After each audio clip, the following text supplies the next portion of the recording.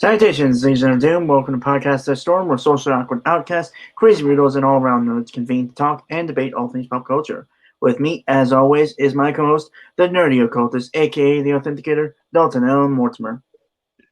Good evening, folks. Once more into the breach. And I am your host last time on Wannabe, the Brainstorm Pop Culture. How's everyone doing tonight? It's been a hell of a week. I'm glad it's over. I'm glad once again that we made it to my favorite part of the week, which is always doing this. Right. Okay, so this is going to be a little weird in terms of how this podcast is structured tonight. So we have obviously the article we've been covering for the last few weeks, and we're probably going to be covering for like the next month or so. Yeah, however long it takes us to actually get through the thing. Yeah. And the article we didn't do last week because of time. But we do have a few trailers from this past week that we will be covering. So yeah. So let's start with the article we didn't cover. Yeah, the article I picked to balance out the little Nas X one, because Brainstormer basically gave me that one as an indulgence, so I found this one as an attempt to even the scale. Right. Okay. So this is from IGN.com. This was published March 30th, 2021. Right. So this is Invincible: How the Show Fails the Comic, written by Siddhant Adlakha. If I said that name wrong, I'm sorry. I don't know how to pronounce that at all. Yeah, I got nothing. That name is indecipherable to me as well. Yeah. So Invincible: How the Show Fails the Comic. The Amazon adaptation hasn't lived up to the promise of Robert Kirkman's comic yet. This was published when I believe the first 3 had been listed, I think. Now it's on episode 5. I think going to get episode 6 soon. How many episodes are going to be in the first season? Do we know? Do we have a number? 8, I believe. Isn't that like the usual Amazon Prime? Oh, that's kind of sad. I wished it would have had a usual animated series length, but okay. I'm not sure. Give me a moment to look that up because I'm not like 100% on that. But yeah, for those of you who don't know, I'm a big fan of Invincible. I really need to get back into collecting the volumes. Yeah, he got me into it, and now I also am obsessed. But I knew as soon as I saw this that it was gonna be one of those Brainstormer would take the floor kind of moment or it's also subject. It's also related to a topic you and I have discussed many times, and I've brought my opinions about adaptations. Okay, hold on. I'm just looking up.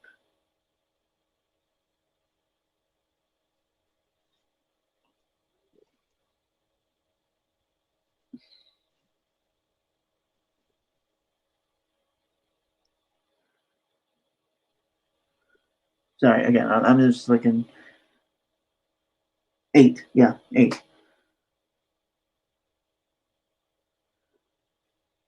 Okay. I miss the days when your average animated show had like 20 episodes a season, but I think I just miss that in general. I prefer my seasons to be a bit longer.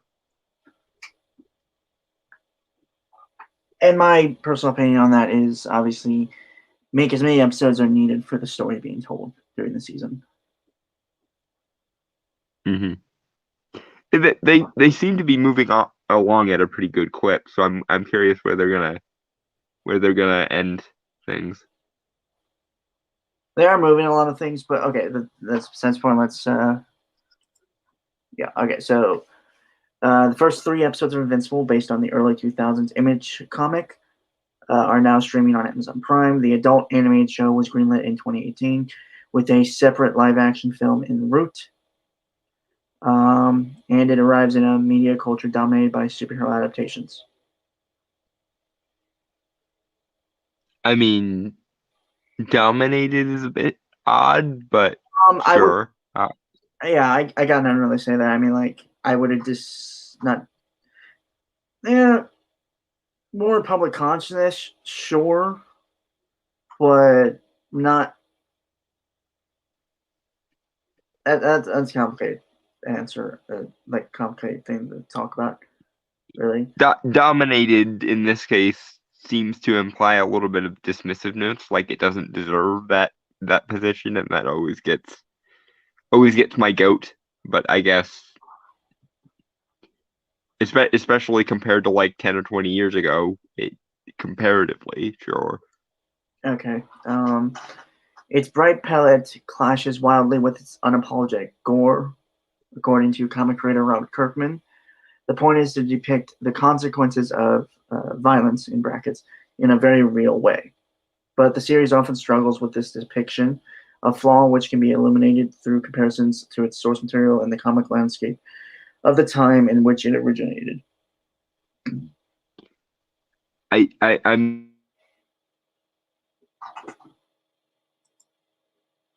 I know I'm new to this friends, but it doesn't been slowly but surely working my way through the comic, and it seems to be doing a pretty decent job as far as that's concerned in my book. But again, I'm new, so what say you, Brainstormer? Um, I'd say for it, well, for one, it's an adaptation, Hmm. and also I've checked out like reactions to the series of like people who've never really seen Invincible and didn't know what to expect. You Yeah, know, most people seem to be loving it yeah, from everything I've seen. Like it has a 100% rating from both fans and audiences on Rotten Tomatoes. So like it's not audience and critics. You mean? or yeah. That's the first. Well, I think the audience one might be like 98, but point being, most people who actually bothered to watch the thing seem to be liking the thing. Yeah. Um.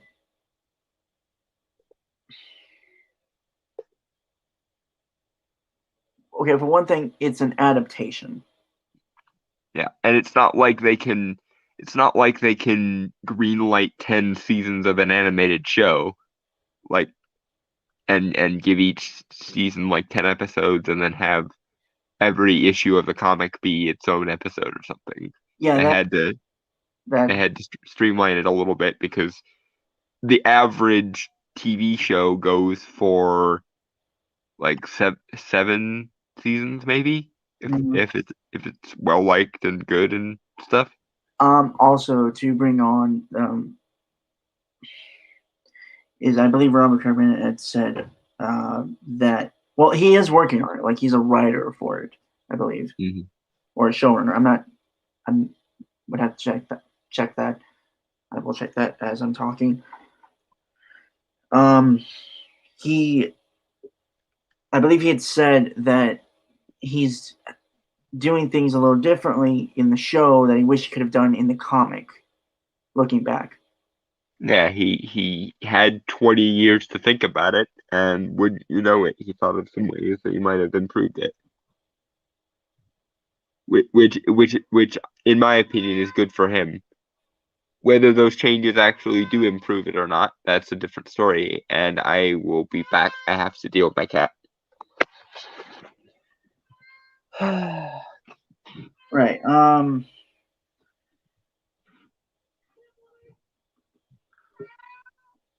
Yeah, and again, like Invincible has always been about subverting the tropes of the superhero genre in a way that works for the story.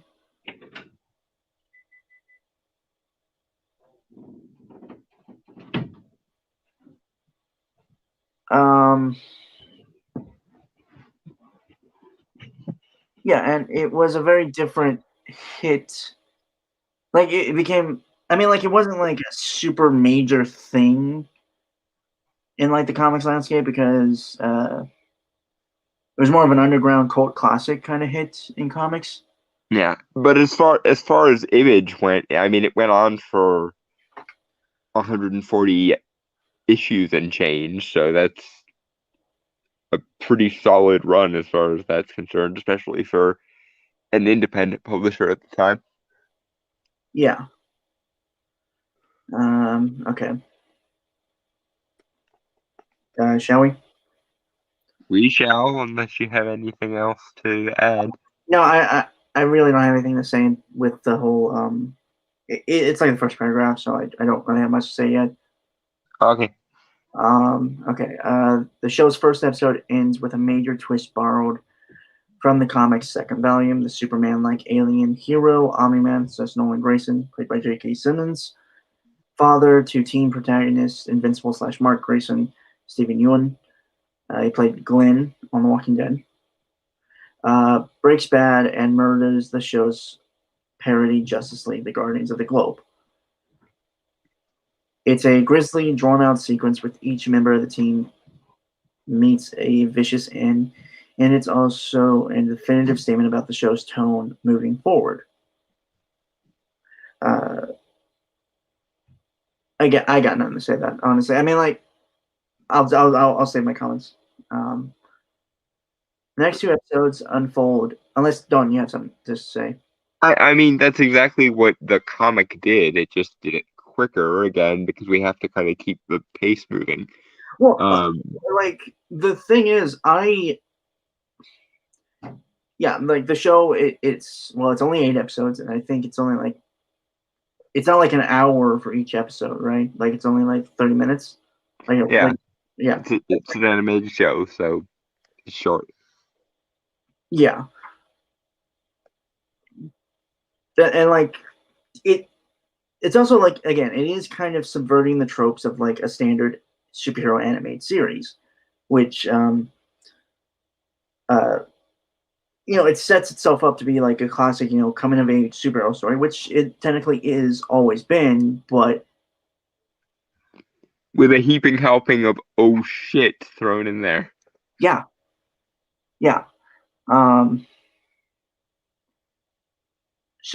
Because again, like I said earlier, Invincible has always been about subverting the tropes of superheroes in general, but doing it in a way that makes sense and works and is just good. Yeah, it's kind of funny to me that of all the superhero content Amazon could stumble on after The Boys became a breakout hit, they stumbled on the other hyper-violent superhero sort of parody thing.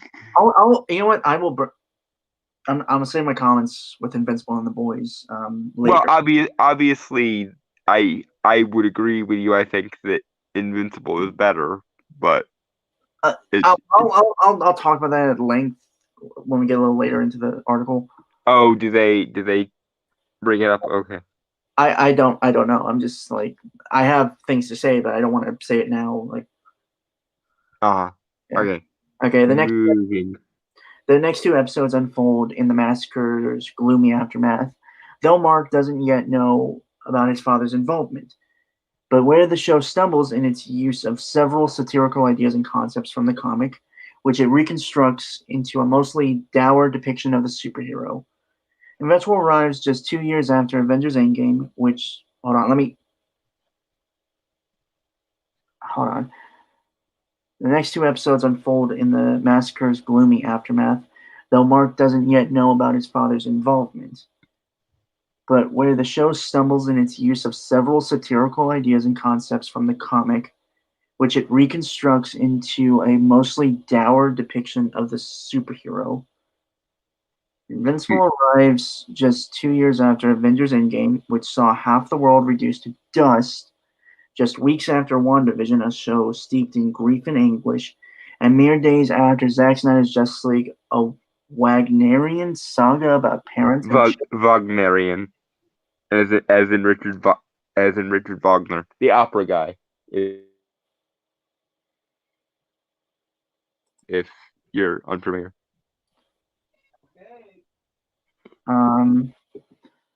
Whether by accident or by design, the show fits perfectly into the current superhero landscape and its weighty overtones. Okay.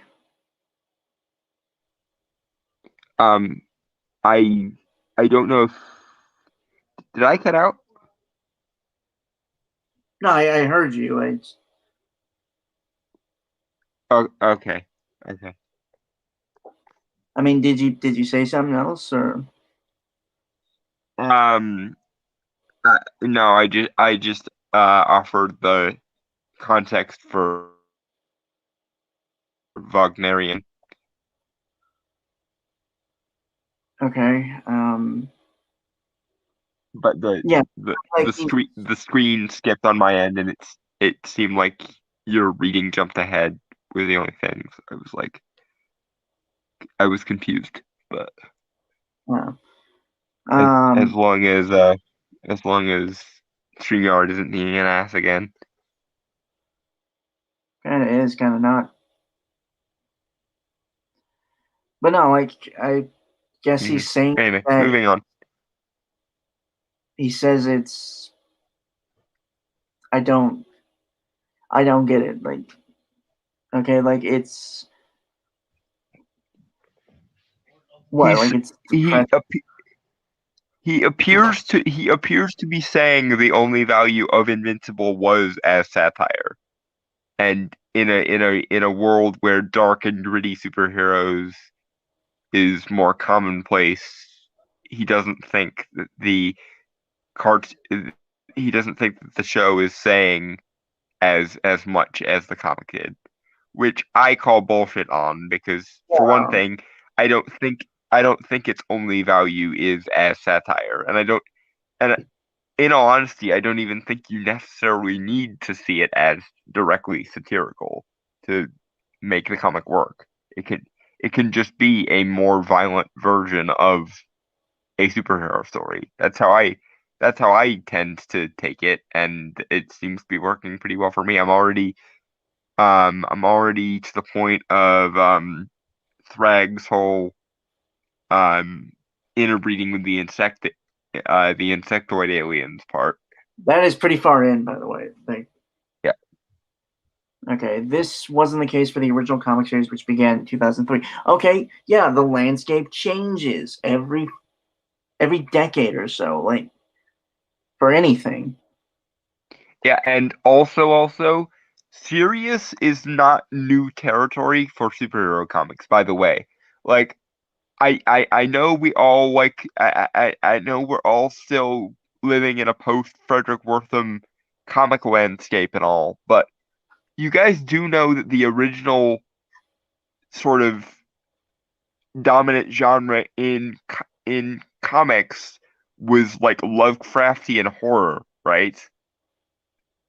Doing dark stuff alongside superhero stuff is not new. Read The Shadow and tell me how new and fresh the idea of a dark superhero is, because The Shadow well predates Batman, and that he's darker even than most like Frank Miller Batman versions.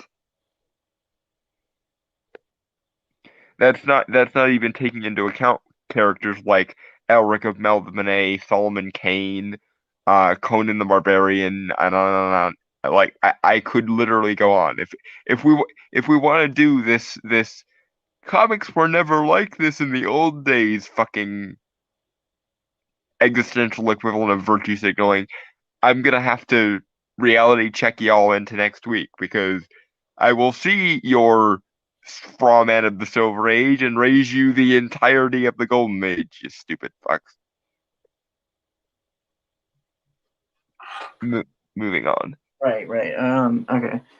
The birth of Invincible. To talk about the Invincible comic is to talk about the dreaded industry period that was the 1990s. The medium saw a major boom at the start of the decade, with X-Men #1 selling a record 80 million copies, Superman #75, Death of Superman selling 6 million, and X-Force #1 not far behind with 5 million. But success brought with it a growing speculation bubble and a glut of renumberings, gritty relaunches, headline-grabbing events, and alternate comics aimed at collectors. It sounds incredibly similar to the 2010s, with featured line-wide comic reboots every few years. Only in the 90s, the risk often outweighed the rewards. Major publisher Marvel, for instance, didn't yet have the Disney money behind it and filed for bankruptcy in 1996. Okay, I have no problems with that section. That is an accurate summation of the world-rending stupidity of the speculator boom. Right? The aesthetic of the time tended to be towards the extreme, led by muscle-bound creator-owned titles at Image like Bloodstrike and Youngblood. With Marvel and DC following suit, the big two publishers focus not only on bloodshed, but on adolescent angst aimed at the teenage crowd. Okay, while that is a trend that happened in the 90s, it's not the only one. The 90s also, the 80s and 90s also gave us the British invasion that almost single-handedly saved comics from said speculator boom. Right. Like for every Rob Liefeld or Frank Miller, there was a Neil Gaiman or an Alan Moore that basically single-handedly showed how awesome comics could be. Mm-hmm. And in all honesty, if you want to play this game, I would. And it annoys me that I didn't know about this already before Brainstormer got me into it, but or only heard about it in passing. But I'd throw Invincible in somewhere near that same category because I mean it went on for 150 some issues if you throw in some of the spin-offs. So I don't know. I don't know why you're painting such a myopic picture of the 90s because for as edgy and testosterone fueled as some of the comics of the 90s were, again, for every young blood we had a John Ostrander run of the Spectre, which I still don't own. I need to fix that sooner or later. Yeah, and there were also like sleeper hits and stuff, like unknown, really great titles released in the 90s as well. I mean, like you had you had, I believe, Young Justice. That may have been later. I don't remember off the top of my head. I think it might have been later. Right, but you get my point. Is that the 90s, for as bad as they were, yeah, the bad stuff was really bad, but the good stuff was really good. Fucking art is what the good stuff was. I mean, original run Hellblazer, Neil Gaiman's run of Sandman, Grant Morrison on Animal Man. I mean, Jesus, tap dancing Christ. Okay, move forward. Yep. Okay. Among the most popular characters at DC and Marvel and DC were hulking eyesores like X-Force and the moody, leather-jacketed teenager Superboy. Even if you weren't an avid reader at the time, you know exactly what a 90s comic looked like. Again, you're painting a really myopic picture here. Yes, there were the Liefeld isms and the Frank Miller isms and so forth, but for every one of those, or for every two or three of those, you had at least one original run Hellblazer or Sandman or Watchmen or basically anything created by the British Invasion. And those comics were so good that that DC and Marvel basically ended up fucking themselves in the ass with it because they didn't learn the lesson well enough that you can't take a comic that's deliberately meant to subvert and deconstruct the mainline continuity and make it the mainline continuity. That's why the New 52 sucked. It's because they tried to make mainline characters like Batman into Frank Miller's version of Batman or Alan Moore's version of Batman from The Killing Joke. But that doesn't mean that the era is more defined by like your Rob Liefelds and your Frank Millers than it is by your Neil Gaimans and your Alan Moores. Right. Right. Also, yeah. Okay, so shall I move on? Mm-hmm. Invincible began in January of 2003, and it felt not only like a response to the 90s, but a response to the industry's own response as the major publishers attempt to shed their juvenile and convoluted baggage, like DC's Green Lantern becoming evil and destroying his home city in 1994, or overstuffed X-Men events from the same period, whose very names invoked excess, like Onslaught or the Phalanx Covenant. I have to immediately I disagree immensely that Invincible was a response. It wasn't. Like, there are a lot of interviews and stuff from Robert Kirkman that you can find on YouTube,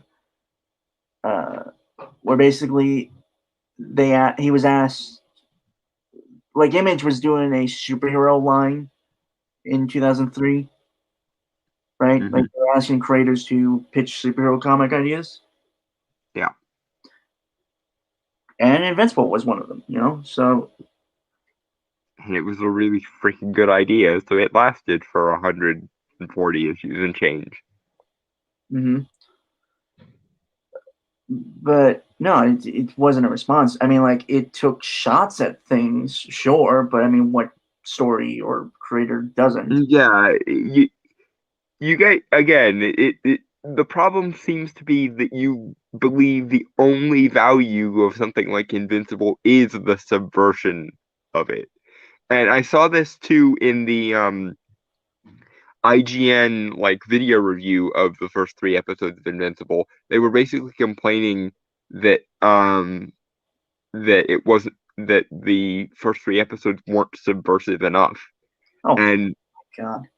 yeah, and I literally like I literally left a comment on it that was like, gee, it's almost like people don't like when their impressions of things get subverted, IGN, isn't it? Like it, the irony of it for me was here you have critics complaining that something isn't subversive enough, which in a weird way kind of subverts what they like because they like unnecessary meta bullshit all the time.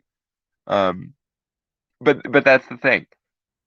I've noticed with pseudo intellectual critic types that they like subversion because it makes them and it makes them feel good that they can stick it to the undereducated masses, quote unquote. But you pull the rug out. They like something they're expecting to be subversive and meta, and just play it straight, and they go on a tangent and a rage. It's like with Joker. Everyone and their mother tried in vain to stick a one size fits all message to Joker, and Todd Phillips was like, "This is exactly the shit I was responding to. This attitude of everything needs to have a meta element to it." Right. Yeah, no, I'm not disagreeing. Okay. The turn of the decade marked a departure from these kind of stories. In 2002, DC introduced prestigious Justice League stories like Tower of Babel to imbue their characters with a lost gravitas, while Marvel kicked off the Ultimate Comics universe, rewriting its long-running lore with an eye towards realism, relatively speaking. Not really realism with the Ultimate Comics, more of I will say when it first started, yeah, no, it was okay from what I remember of it. But no, not really realism. Plus, like again, like in the 90s, I think Kingdom Come also came out. I believe so. Hold on, let me. Also, there's like a really great comic by Kurt Busiek called Astro City, which is like a superhero reconstruction that started in the 90s, I believe. Mm. It's a really good comic, actually. Like, I've checked out a lot of videos on it. Hold on, give me a sec.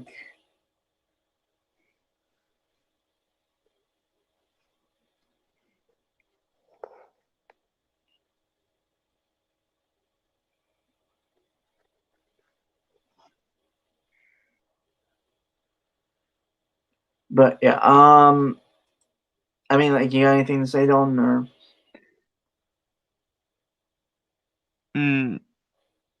No, not really. I would agree with you that the labeling of the Ultimate Universe as more realistic is annoying, and it again falls into the trap that I always see people falling into with the term realism. Realism is not necessarily equivalent to grounded, because to to say that real is equivalent to dark and gritty is to essentially strawman all reality. It's as though you're saying there is no beauty in the real world. There is no wonder in the real world. There are no interesting cosmic or abstract ideas in the real world. And I don't know if you guys have lived in the real world or not, but there's a massive gulf between realism and nihilism. And when you make quote unquote realistic shit dour and grim and gritty, all you're doing there is saying real life sucks, and that's what defines it as real, which is not realism. That's nihilism. It's edgy, cynical, softcore nihilism that doesn't own up to its own convictions, but it's still nihilism. right, 1996, Kingdom Come came out. The year after I was born. Neat. That's a very it's a very long time in retrospect, but it doesn't feel that long ago. No, it does not. Okay, if the 90s were messy and violent, Marvel and DC's early 2000 revamps varied from grounded to grandiose. Uh, no, that's fair. That's actually pretty fair. Yeah, that's much more fair, especially because they didn't use the term realism again. And again, that's my major issue here. If you mean grounded, say grounded. If you mean dark, say dark. Don't say realistic, because basically every use of that word that ever gets pulled up into these things, it's just a straw man of reality. And that's the opposite of the fucking point of the word. Sorry, give me a sec. Okay, for both companies, each decade was serious in its own unique way. However, neither company were particularly tongue-in-cheek about its own lore and iconography. Okay, and that's a bad thing? Yeah, like I'm all for laughing at oneself and being a little bit tongue in cheek every now and again, but it's not inherently better to be tongue in cheek about shit. Some level of self seriousness and grandiosity is not only necessary but advisable. And not only is it inevitable, but it's also usually kind of a good thing. Now, granted, too much self-seriousness and too much grandiosity can come back to bite you square in the ass. Looking at you, Zack Snyder. But um, a reasonable level of self-contained self-worth and and a failure to defer to meta every 5 minutes isn't necessarily a bad thing. Now, granted, meta can work. Like, people like or characters like Deadpool, characters like the Mask. Um, Basically any character that's meta aware can pull that off. Hell, Freakazoid, for fuck's sake. But if you start saying that the only value a piece of media has is external to itself and none of it is internal to itself, that is you being a pretentious bitch who can't appreciate things on their own terms for their own sake. That is you saying art is a means to an end rather than an end in itself. And at that point, I will erect my middle finger as much as you deserve. Right. Okay, meta characters like Deadpool were exceptions, which is where Invincible came in. A comic that treated both excess and mythology as mundane. Yeah, okay. Hold on, let me finish the whole sentence. Okay, which is where Invincible came in, a comic that treated both excess and mythology as mundane and mined humor from treating superpowered burdens and expectations like puberty or a history class test. Okay, right.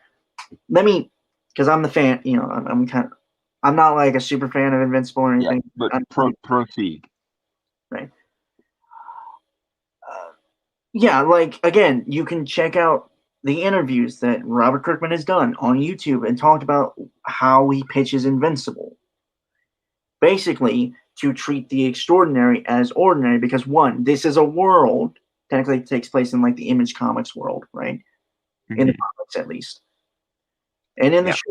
the show doesn't do this as much as I would like. To be fair, there are only like 5 episodes in, so they might get there, but Right, but my thing is, like, the world itself is very much populated with superheroes and has been populated with superheroes for years and years and years, practically decades. Mhm. So a kid getting superpowers obviously wouldn't be that big of a deal because there's always this big community of superheroes anyway. Yeah, it'd still probably be something people would pay attention to. Like, for example, in the real world, when a kid goes to college on a full scholarship or something, because Yeah, it's still a reasonably exceptional thing, but it gets no more press or no more play than such and such a person went to school on a full scholarship yeah, or whatever. right. And it was doing things a lot differently than previous comics had done because no one ever really done that before. I'm not saying it was a trendsetter or anything. It's just like that's not something that was really done because it always treated that as a big thing, like a teenager getting superpowers. And it technically Mhm. is. I'm not discrediting that, obviously. I'm just saying, like, if you live in a world full of superheroes already and you become a superhero, it's a thing that happens. It basically there's new superheroes popping up every day. So Yeah, and that's not even necessarily meta. That in as far as if self-seriousness is one end of the spectrum and complete meta goofiness is the other end of the spectrum, I would say Invincible sits right about in the middle because it's neither super grandiose nor super meta. It's just this is my real life, and so I'm going to treat it like it's a banal thing. It's like I always say should be done with somebody like Doctor Strange. To him, you know, dimensional barriers um having holes in them or extra dimensional entities showing up randomly out of the blue is no more annoying than a working class stiff who works at like a call center or something um would find the copier being out of ink or something right, yeah, because I it's his job, it's his literally every day, so it should be treated right, as such. as a better example of a character who actually does kind of treat things like that in that way. Have you never read a Hellblazer comic? Because Johnny is snarky and dismissive about literally everything. Mhm. It's sort of his shtick. Right. I'll bring it up in the next thing because I just read like the other stuff. Like I read the last of that paragraph. Okay. Even once the series had been underway for nearly 2 years, it continued to feel like a sharp contrast to the major comic events which followed, like Avengers Disassembled, i.e., the basis for WandaVision's story about world-altering grief, and DC's grim sexual assault-centric Identity Crisis, both in like 2004. I haven't read any of those. I mean, like I know about like Identity Crisis from Just Some Guys video and stuff. Mm-hmm. That's just Marvel and DC trying too hard. But my thing I wanted to bring up was okay, one, you have to keep in mind Marvel and DC are big major comic companies, right? Yeah. And Or anything, they were. I'm not sure how much you can say that now, but they were. I mean at the time. Like for full clarification, I mean they were at the time of this stuff being made and during Invincible's time when it first started.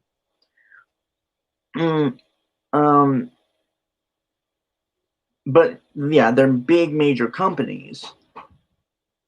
And the thing about it is they have to worry about getting in new readers and stuff. So, that's why they have to do the reboots and things like that. And try to get eye-catching stories.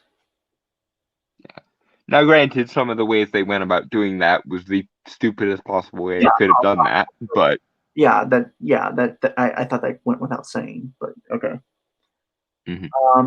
You also keep in mind you have to keep in mind that Image is very different in terms of how they treat like things created by creators, how they treat creators compared to Marvel and DC, which is why Image was founded in the first place, was to give creator freedom and rights. Yeah, because the big two had a terrible habit of completely fucking over their talent. Right. Invincible is a creator-owned series, which means they can pretty much do whatever they want in that series. And again, I'll keep bringing them up because I think people should watch them because Robert Kirkman is a really cool dude, honestly. Just he seems like a really cool dude, like from all the stuff I've seen him in his interviews. So I judge him a little bit for his Secret History of Comics documentary series that he did, because he completely skipped over the entire Golden Age and focused way too much on the social justice isms. Although, in his defense, that might have been the studio he was producing it with, and not him. And if that's the case, I apologize for my criticism. I got nothing to say that, but yeah, again, like he had stated many times, is he's going against the grain of like the comic industry in terms of the tropes that are normally set. Like things don't get brushed under the rug, like big collateral damage or anything like that, or civilian casualties, as like in other like there are no status quo resets. This is a superhero universe playing without the training wheels, basically. Yeah, dude, like there are consequences to the actions, And John, you can test this again. Like you're reading it, there are consequences to a lot of things that happen in the. And again, I hope. I'm not saying that they don't, because there seem to have been consequences and things changing in the world of the show. Obviously, I'm not denying that. Yeah, well, and again, we're going from a place that it's only like 5 episodes in, so there's that. Right. God, I cannot wait when they actually really dive into the later issues, man. That is going to be. Oh my god. Sorry, we're fanboying here. But yeah, like again, like the whole purpose of Invincible on a quote unquote meta level is to be a subversive to the standard superhero tropes and stuff. Sure, but it's sincere. I'll touch upon this now and delve into it later when it might come up. Mm-hmm.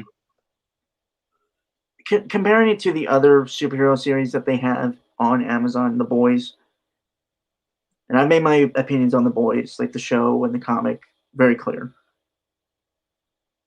They're very similar in the subversive tropes of the superhero genre, but unlike The Boys, Invincible is sincere. That actually put the effort. Like, it's not subversive to just be subversive or like be mean spirited towards superheroes. Like it's a love letter to heroes. Actually, the boys seems to do what it does out of spite, cynical, abject hatred for the superhero genre. Invincible does what it does if for no other reason than to open the door to allow superhero comics to go places that they can't normally go. And now they can go there because Robert Kirkman and the series in general was successful at what it did, as demonstrated by the fact that it went on for almost 150 issues. Dude, one of my favorite characters, and like people in the comments, tell us who your favorite characters of Invincible are if you read it or have seen the show. Like, who's your favorite character so far? Mine will always be Robot. I'm curious if he'll be as cool in the show, but I really like Oliver. Oliver. I really like Oliver. I also really like Alan the Alien. Yeah, if you guys again, like if you haven't read the comics, you won't know who Oliver is. And Alan only appeared like once in like I think episode 2. Mm-hmm. He gets badass later on in the comic. It's awesome. Dude, that can be said about any character, honestly. Well, yeah, every character takes about 20 levels in badass throughout the show.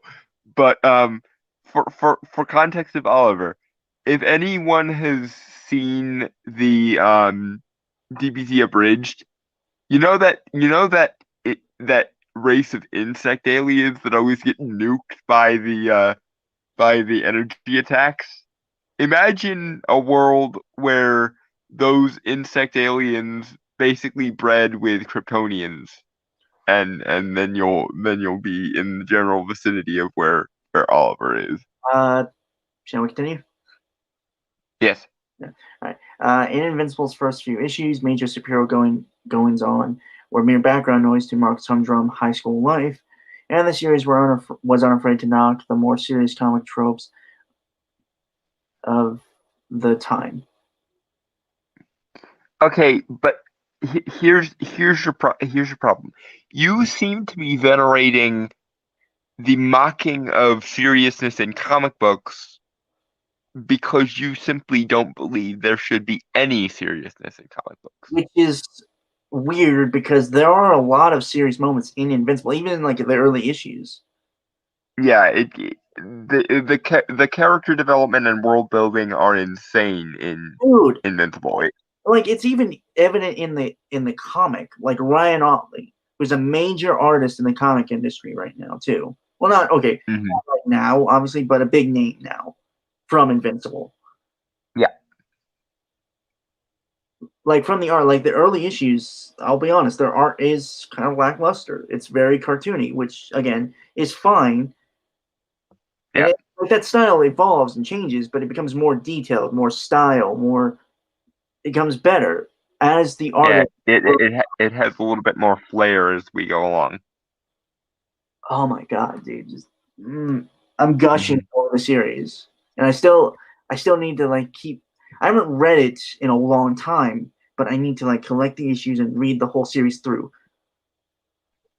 Yeah, and if you're like me and you're worried that it's too too normie and too banal, it it gets pretty trippy as it goes along. Oh So yeah, dude. don't don't So don't worry. Those of us that need our cosmic fix, we get our cosmic fix dude, eventually. I mean, like, I think you're a little bummed that it doesn't really tap too much into the magic side. Like, there really isn't. Invincible does need more magic. I say that about everything, but Invincible really could use a magic user here or there.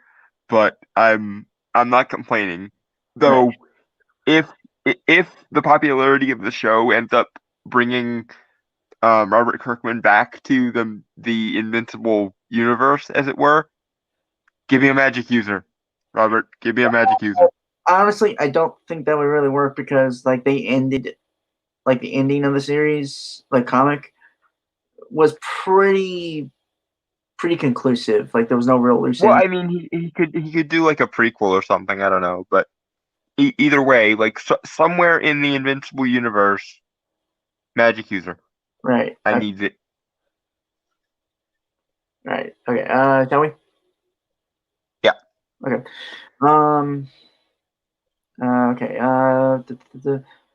For instance, a page in which characters comment on the repeated use of still panels for dramatic effect plays out in the form of, you guessed it, a still panel repeated numerous times. Okay, that's funny though. That's the point. That's the point. Like, Yeah. Again, just because some things go a little bit too serious doesn't mean we should abstain from seriousness altogether, which seems to be the lesson you took out of it. right, like, Which i- which is very much a you problem, not a the comic problem. Because you seem to have taken the jokes in Invincible as though they were some grand philosophical statement against like the superhero agenda, quote unquote. And I don't think Robert Kirkman intended them as such, and I don't think the comic intended them as such, and I don't think the show intends them as such. And you're just now noticing that your pseudo intellectual interpretation of the thing didn't work. It appears to be because the show and the comic and the writer of the comic were nowhere near as cynical as you wish they were. You're just trying to fill in the gap with cynicism for some reason. right. Yeah, and he has the picture here with the whole repeating panels thing. For one thing, it's literally Mark going to, and I love that they made Mark like a comics geek. That's so cool. I mean, like, he grows out of it because he's kind of too busy like saving the world and stuff as a superhero and all. So, you know, And I was just happy that the comic that he appears to like the most, if we're going by the merchandise in his room and shit, is a very obvious parody of the likes of Doctor Strange and oh no, in the comics, it's a character that's actually a comic book character from Image, but I think for legal reasons, they couldn't get the yeah. right. But at least in the show, his favorite superhero is a magic user. So Seance well Dog. played, Mark. I think you and I would get along. Yeah, Seance Dog in the show, Science Dog in the comics. Mm-hmm. Uh, they have fun, which is something we need more of. Anyway, okay, so more than just taking jabs at industry conventions, however, the series' humor lay in the contrast between the fantastical and the mundane. Okay, yeah, we literally just talked about that. Yeah, but here's the thing, and this is where my point about the straw manning of realism and the straw manning of reality come in. The real world contains both fantastical and mundane elements. Yeah, That's the thing. Yes, your average, working stiff who works in like a cubicle farm or whatever the fuck, or is it like a day laborer or something, doesn't have many fantastical adventures in their lives, but for every one of those, we live in a universe with quasars and black holes and dark matter and dark energy and multiple dimensions, both in the scientific and the mystical sense. And, I could go on. The world itself is complicated. Therefore, it makes sense that the comics would also have have a similar level of complication. Mm. What appears to ironically be the problem is the comic is what realism actually should be, and you don't like what it's saying about reality. Mm. You guys whine and bitch and moan about how everything should be realistic, but in actuality, what you tend to mean in the cases where you bring up realism is just cynicism. But when you see actual realism, which is the fantastical existing alongside the mundane, you whine because it's not cynical and nihilistic enough. Mm. All right, so next part of this article is adapting the comic for Amazon. All right, the comic's superpowered plot often sprinted forward at breakneck speed, but the characters' personal lives felt much more languid.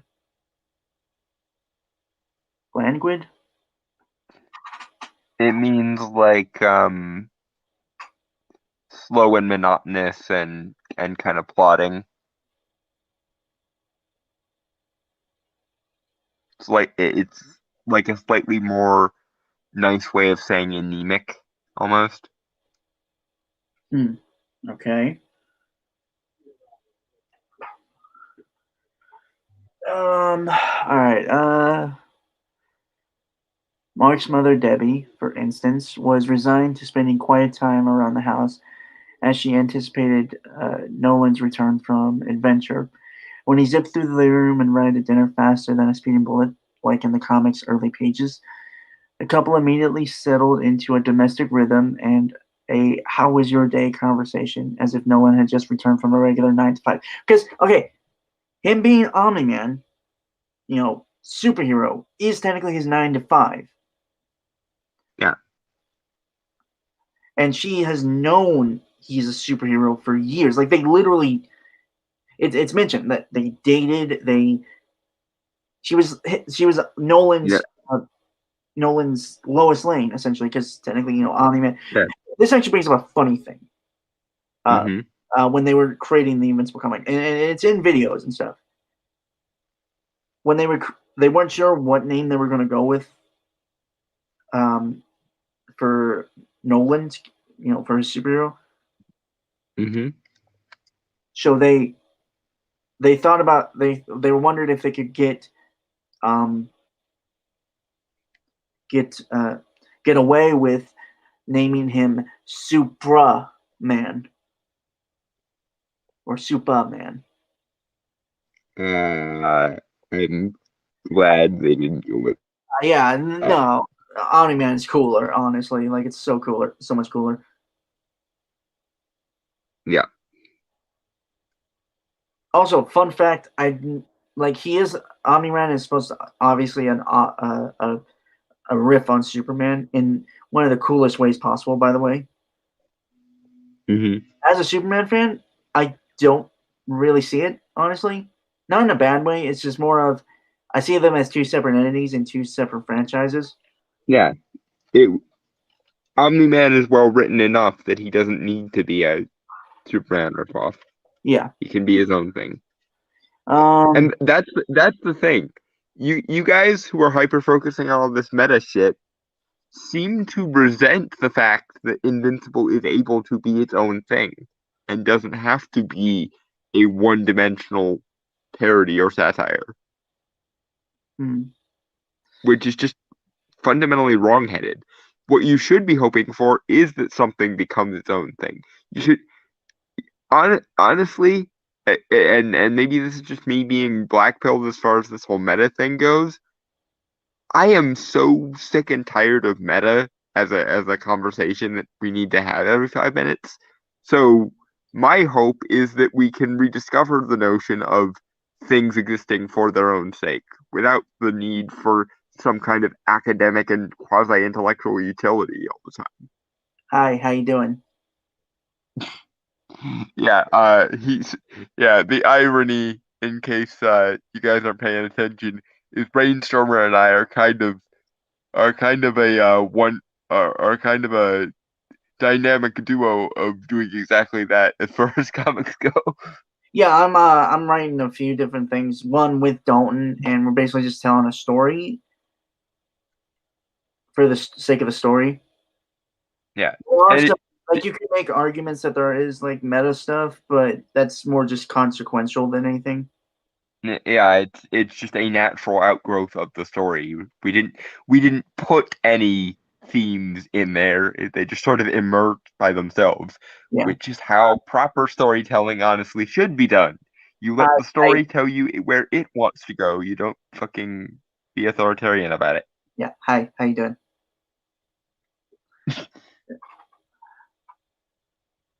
Yeah. Okay. Yeah. This segment of the live stream is going to be really ironic in a couple of years once we've had a couple of successes at that. Yes, hello, future people. We told you so. Yeah. All right. His antics may have involved fighting aliens, dragons, and interdimensional beings, but the emotional aftermath was always Nolan and Debbie's fraught, smiling acceptance of their respective roles in society. A suburban. Wait. Dragons? Where are the dragons in Invisible? Because that means I must have missed a mystical element, and that's not right. It's kind of pretty early on, I think. Also, they make like it's not shown or anything. It's more of a passing comment than anything. Okay. I'm I could be wrong. Um, Well, okay. I'm just as it it doesn't have to focus on it a lot. It just as long as there is magic. I think they make a mention of it too, like in the show, actually. Yeah. Right. And again, I'm a little bit like the Tribunal of Magic from Power Rangers Mystic Force. I don't really care if there's dark magic or light magic or red magic or whatever. I'm just here to ensure that there is magic. All right. And anyone nerdy enough to get that reference, you get kudos. I kind of remember them. To be honest, Mystic Force was never really a favorite season of mine. No, Mystic Force is bad. It's a terrible show, and it doesn't handle magic well. But the one thing they did right was there's a cosmic entity called the Tribunal of Magic, who's very obviously kind of a parody of the Living Tribunal for Marvel, um, whose job it is to maintain like the mystical balance of the universe. And What?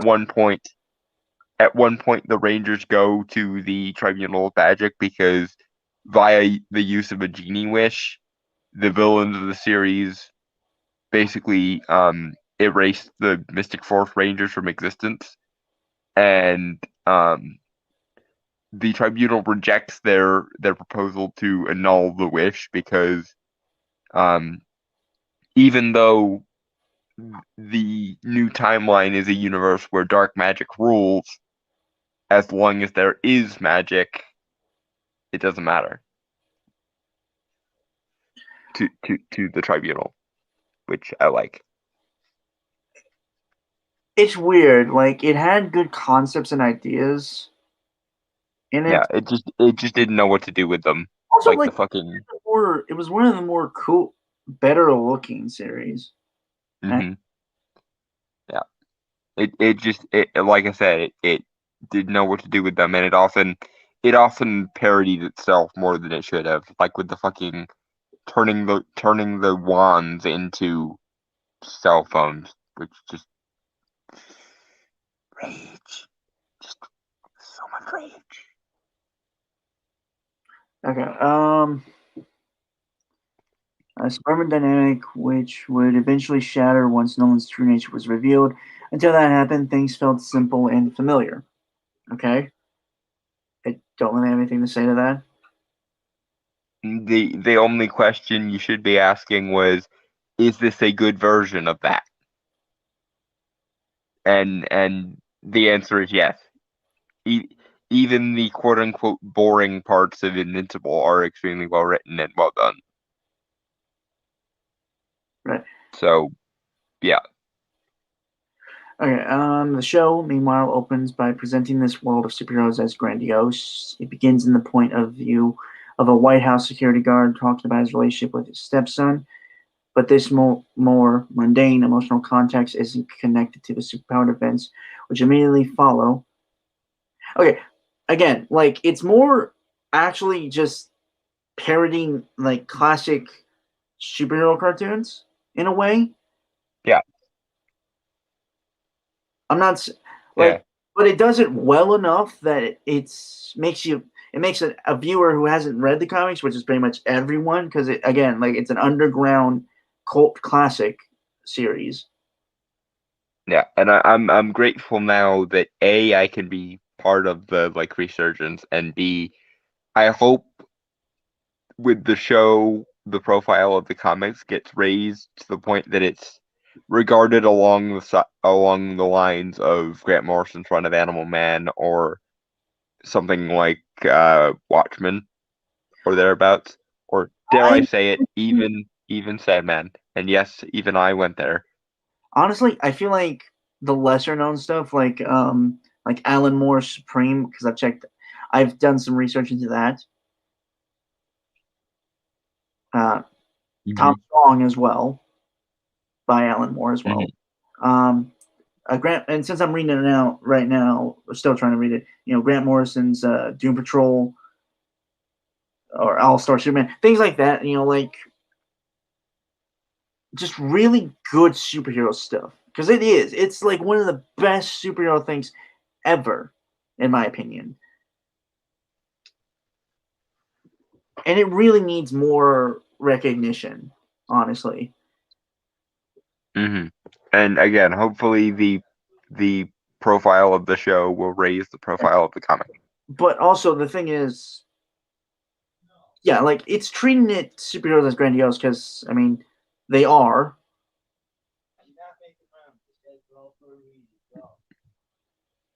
But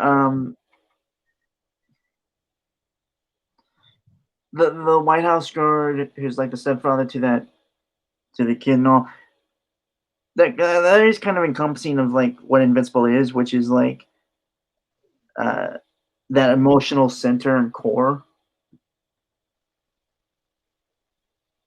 Mhm. I mean, Dalton doesn't care because he doesn't do emotions, but Well, I mean, I'm just not wired that way. Carry on with your emotional thing. right. But like, there's superhero action along with emotional reverence. Yeah, because just because something is mundane doesn't mean it doesn't have to have an impact. Superheroes are like in this context they're like firefighters or police officers or um Or therapists. yeah, any other like public service job. Just because the job you're doing is mundane, all things considered, doesn't mean people don't lose their shit in gratitude to firefighters when their house is burning down and they save their families, or aren't grateful to like paramedics or ambulance workers when their loved one is, dying of a heart attack or something. There are jobs that do kind of straddle that line between prestigious and mundane that people do have grandiose reactions to because the jobs they do are very important in the grand scheme of things. Like imagine a world without firefighters or police officers. I would not want to live in such a world. Such a world sounds like it would be fucking terrifying. Yeah. Conversely, Debbie and Mark's home lives in the comics were entangled with superheroism right from the get-go. Okay, it still is. It's just like this is more a setup for things. It's a show. It's different from like you I wonder because I've heard people. I heard another person who kind of commented like this wasn't good either. Like the show wasn't good as an adaptation to the comic. for some reason. I don't get it. Yeah, again, guys, like I understand the impulse to get going because I had a similar reaction to WandaVision. It was just like get to the point already. But at the same time, we're 5 episodes in. That was when the first 3 episodes came out, actually. Well, yeah, even more so then.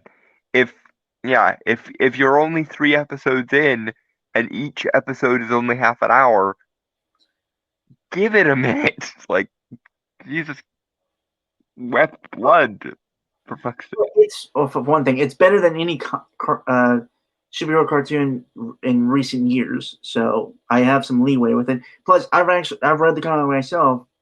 Well, most of it anyway. Researched it, and Mm-hmm. I got no problem with like it's doing its own thing, and it's setting it up. Like again, like it's setting it up to be one thing, and then it does the turnaround with the very end scene, which is amazing, by the way. And I'm sure they'll get to it here, Mm-hmm. but my And also they have to adjust the pacing to a TV schedule because you can't have 10 seasons of 20 episodes a season like you can with issues of a comic. yeah, and again, like it's it's an adaptation. I wanted to hold off on this, but since it's kind of here, this show is an adaptation, which means it can do things differently than the comic. Because if it's doing the comic beat for beat, one like what Dolan said, it'd take us a long time to get anywhere, honestly. Yeah, it would require Amazon to have had enough faith in Invincible to literally have done a 10 10 season order Right. already, Um. which is unfeasible. Right. Don't get me wrong. I hope Invincible goes on for 10 seasons. I want it to be that long running because it deserves it. But from the perspective of TV just as a medium and TV executives in terms of investment versus payoff, you kind of gotta imagine, even if Invincible is very, very successful as it deserves to be, it's probably only going to last about 7 seasons. And if each season is only 8 to 10 episodes long, then we gotta kind of move things along because I really don't want to cut things, so we gotta keep the pacing snappy. Right. Because it's either pick and choose what's worth covering, which in my opinion is basically the whole thing, or adjust the pacing accordingly. Mm-hmm. And also, like, then there's no real like for people like the initial audience, which it has like Invincible has a fan base, obviously, and I'd assume it's a relatively big one, not like a Yeah, super big one, obviously, but but big enough. it was successful enough back in the day to have an independent comic go into the triple digits in terms of its number of issues and however long that took in terms of how long it was published for. Um, Right. which is it's hard for even a mainstream comic to make it to that number of issues. So Um. Yeah, but like the adaptation thing is it's kind of why I like the boys. That it's going very different from the comics. But I mean, like, I don't like the boys enough to watch it or anything because I think it's a cynical piece of shit. yeah, and I agree. Like not to be too dickish towards the boys or anything, but Invincible is basically the boys done right Yeah. in both cases.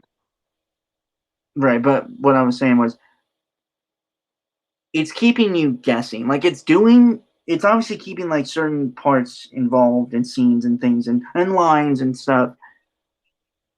But it's doing it in a way that you really don't know what's going to happen next. I mean, like you kind of do, obviously, but doing it in a way that you like how you get there to those moments. Yeah, Like we're getting to the same place, but we're taking a slightly different route. yeah, And the other thing is, of course, it's been 20 years, and Robert Kirkman has been toying with new ideas for the series for 20 years. So, are you not going to let him improve things, or at least try to improve things? Now, granted, I will be the first person to say you fucked up if he changes something and fucks it up. But so far it has been fucked up. I'm willing to get. Apparently, loved this enough to try and be involved in the adaptation, and I gotta respect that. Because if he views it like that much of his baby, and as well he should, then I got to believe that he has at least some understanding of what makes his comic awesome. Which I think more writers should strive to give themselves. Mm. Okay, moving forward. Instead, the security guard is caught in the middle of an assault on the presidential household, which is eventually thwarted by the Guardians of the Globe. Darkwing, Batman Riff, War Woman, Wonder Woman, Green Ghost, Green Lantern, Red Rush, The Flash, Aquarius, Aquaman, Martian Manhunter. I mean Martian Man, as Martian, riff on Martian Manhunter, and so yeah. In the show, Mm-hmm. the human and the superhuman elements are presented as opposing forces. Okay. The violent and And fantastical. how does that ruin your enjoyment? Can you not just appreciate the story on its own terms? Well, I could kind of agree because again, like a big selling point for Invincible, or like one of the big points of Invincible, not selling points, but big points of Invincible is, you know, um, it's a I mean, like it's a big world of superheroes, obviously, Mm. but yeah, again, like the extraordinary is technically ordinary by now for everyone. Mm-hmm. But In other words, to make a topical reference, it's the quote unquote new normal. yes, but I'm willing to let that slide because I'm so invested in the story and the characters and stuff. Yeah, and one assumes that again because we're at the time this was published only 3 episodes in, and at the time of this recording only 5 episodes in. One assumes that it's trying at least to slowly acclimate the viewers to the weirdness. Mm-hmm. As much as I love the cosmic weird stuff, you got to be very careful if you're just gonna jump right into it. Right. I mean, like there are some scenes and stuff taken out.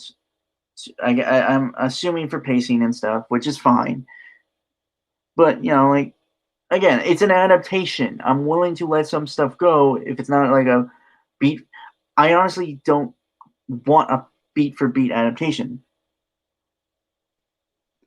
Now, don't get us wrong, fucking with things just to fuck with things would annoy the shit out of everyone, but No, yeah. I mean, it, obviously, but what I mean is like it's basically you're just getting a repackaged thing. It's still the same thing, like something you still own. So like yeah, it's an upgrade or a new model or a new color scheme or something. yeah, still the same thing. But if it's something The similar, original iPhone, yeah. but if it's something similar to it, but different enough that it keeps you engaged, I'm cool with that. Because like, okay, the thing is, like the Guardians of the Globe in the comics, like the original team, weren't given that much screen time. They were literally when they were first introduced, they were killed in the comics. At least before they were Mm-hmm. dying, they got more screen time, and I'm cool with that. I'm fine with that. Mhm. Like, I didn't get an emotional connection with them, obviously, but you knew they had a lot. Like, it's the Avatar. It's the Avatar: Last Airbender thing. Like, these characters had lives that you never saw, and like had things they were doing and stuff. Yeah, they don't stop existing when you're not looking at them. Is the Yep. thing. All right. In the show, the violent and fantastical are sudden interruptions to normalcy rather than an intrinsic part of it. And Debbie doesn't have quite the same withheld objections to Nolan's absence. In the show, she's married to a capital S superhero, and all the gravitas that comes with that identity. J.K. Simmons ends up oddly monotone in the process. What? Okay, make up your mind. Do you want grandiosity or do you want indifference? Because monotone implies indifference, and you were just bitching about how it wasn't indifferent enough. No, like J.K. Simmons, like his voice for Nolan, Omni Man, I guess is what he's saying. Are you critic? No, false. I refuse. I refuse to legitimate that point. One does not simply to borrow the meme from Sean Bean. One does not simply criticize the voice acting of J.K. Simmons. It is not done. I would say the voice acting is on point for everyone in the show. Yeah, and as far as the voice acting is concerned and the voice cast is concerned, how the hell Robert Kirkman roped such grade A voice actors into this, I I will never understand because I imagine this was probably a tough sell unless he gave them each a copy of the comic and let them read it, in which case I'm sure everyone was chomping at the bit to play this.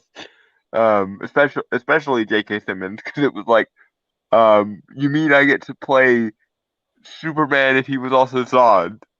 Sign me up. All right. Okay. So moving forward. Mm-hmm. In the comics, she's married to a regular suburban dad who just so happens to be a superhero.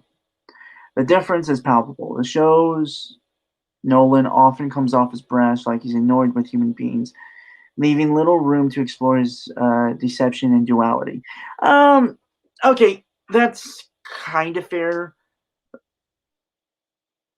but okay, because we know things about the Viltrumites from the As comic. far as like the twist is concerned, we know he kind of is annoyed with human beings because human beings are weak little shits, and they basically come from the Voltrumites basically come from a world where the Kryptonians, after Krypton exploded, decided to engage in eugenics. Yeah. Also, from the comics, and I'm sure they're keeping this obviously because they did add some things with Nolan from last season, from last episode, where he talked about Mark's grandparents, his parents. Mm-hmm. He's a complicated character, like even in the comic, Yeah. he's complicated, honestly, because like I'm just hoping that when they get to the Voltrumite stuff, they don't go. I'm really worried they're gonna lean a little bit too much into the Nazi allegory because the modern era is the modern era, to be and honest, I don't think the show's going to do that. From everything we've seen so far, like there's really nothing to. I really hope not. It would be a terrible waste of a really good source material and a really good show if they threw You, in Nazi too you worry too heavily than they should. too much about that. Hmm? Okay, you're worrying too much about that. You're overthinking it. I think. Well, I mean, Neil Gaiman did it in American Gods season 2, so I'm not. Okay, well that's Neil Gaiman. I mean, maybe Robert Kirkman isn't quite that. Maybe Robert Kirkman isn't quite that politically engaged, but I mean, Dude, if Neil Gaiman can disappoint me, anything is possible. Neil Gaiman is a pretentious dick. Okay. True. Everything I've seen of Robert Kirkman, he's just kind of a regular dude who got to be a comic book writer / own his own comic book publishing company. Yeah. What one hopes. One hopes and dreams. You were too cynical for your own good, man. But unfortunately, I'm very rarely ever wrong about such things. I will slap the shit out of you. If you I am aware. in, okay? Mm-hmm. I have faith until they show me, until I see it otherwise. I have faith in the show, okay? Mm-hmm. I think it's earned I its. hope you're right. All right. Even the comics' more absurd and satirical elements are presented with self-seriousness in the Amazon series. Okay, again, like it's genuine. Like, what is the problem with genuineness? And again, it seems as though the only thing you liked about Invincible originally was its satiricalness. And it seems very much like you wanted that comic to mock superhero comics because you, on some level, don't think superhero comics are worthy to be considered a valid form of storytelling. And if my summation of your motivations is in any way accurate, instantaneous fuck you. Yeah. Superhero comics are just as valid as literally every other goddamn type of storytelling in existence.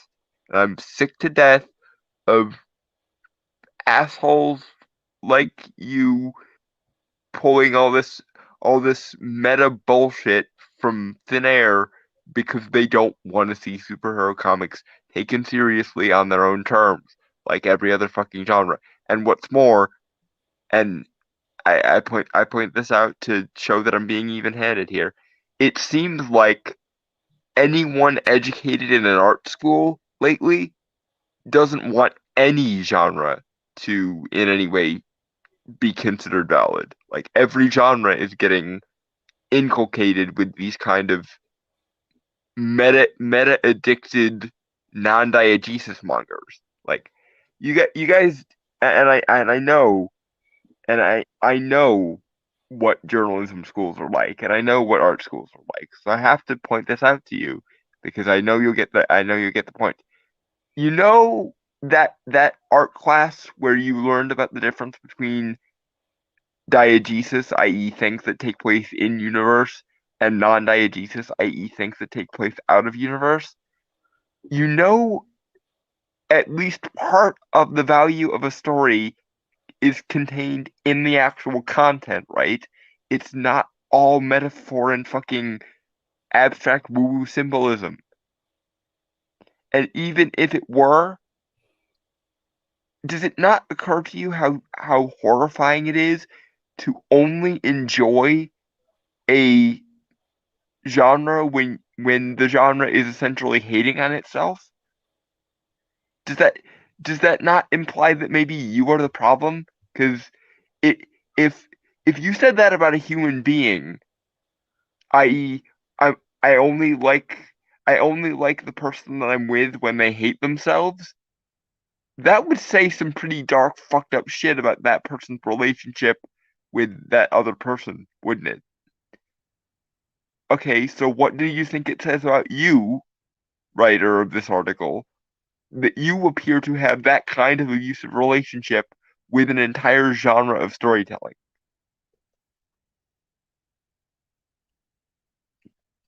Moving forward.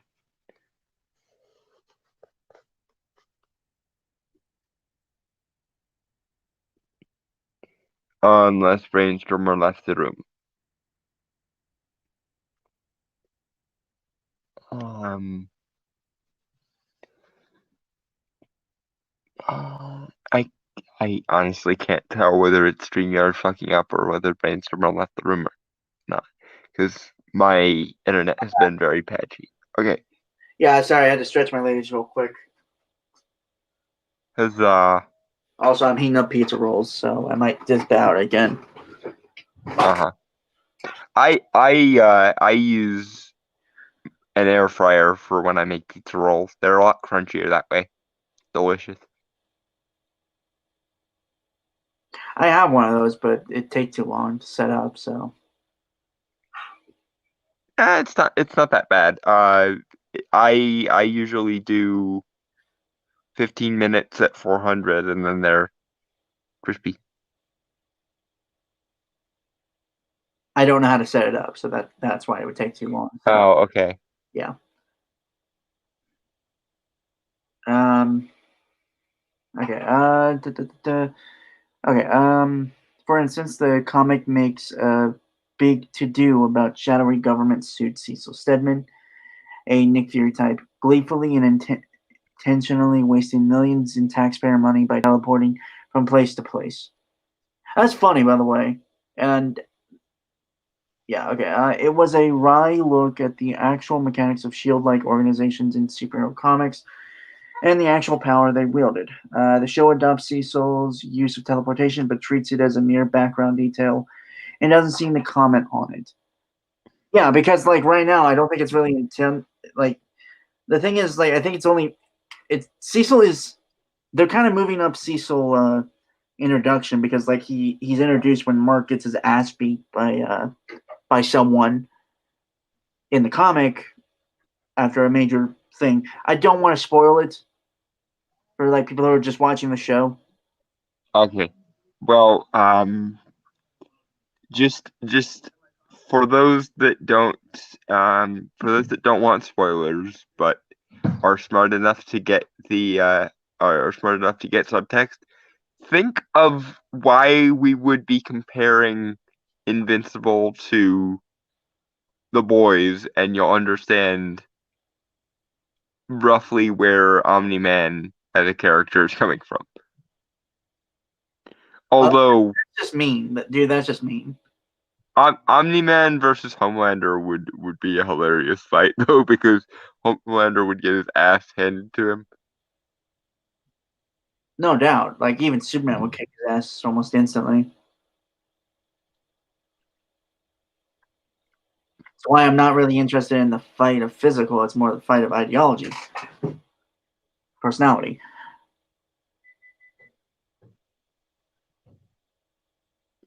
But I think if the Viltrumites existed in the Boys universe, the Seven would cower in a corner like a bunch of whiny bitches. yep. Anyway, yeah, because right now it's not really. I don't think it's really important for the story yet. Yeah, they might bring it up later when it becomes relevant, Yeah. or they might just not be obsessively addicted to meta commentary. Well, no, like it's a big joke that with the whole using the teleporter, it costs like like a lot of taxpayers. Right. Yeah.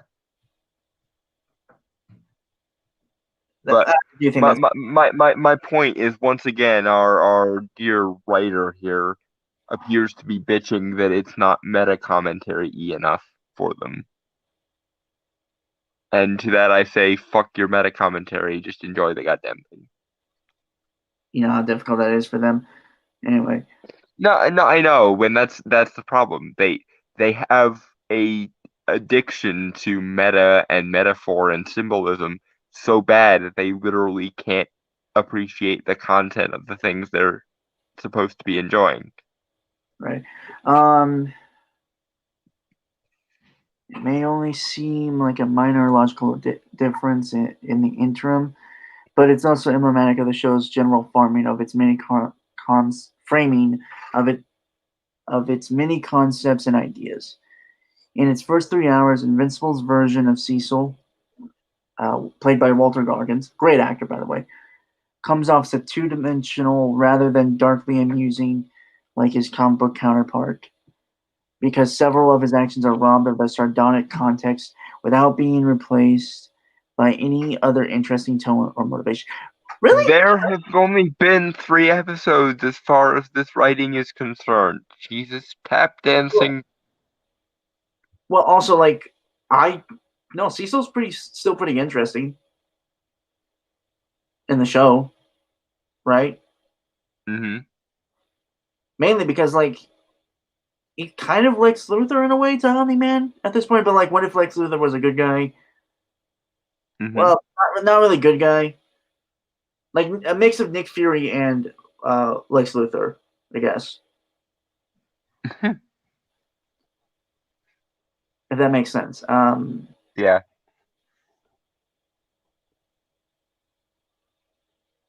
No, but like his interactions with Damien Darkblood and stuff, I think is interesting. I think it's just because, like, again, in terms of the show, well, you also keep in mind, like, it's Mark's story. Granted, like, Yeah. there are interesting characters and stuff, but it's primarily the story of Mark Grayson, Invincible. So,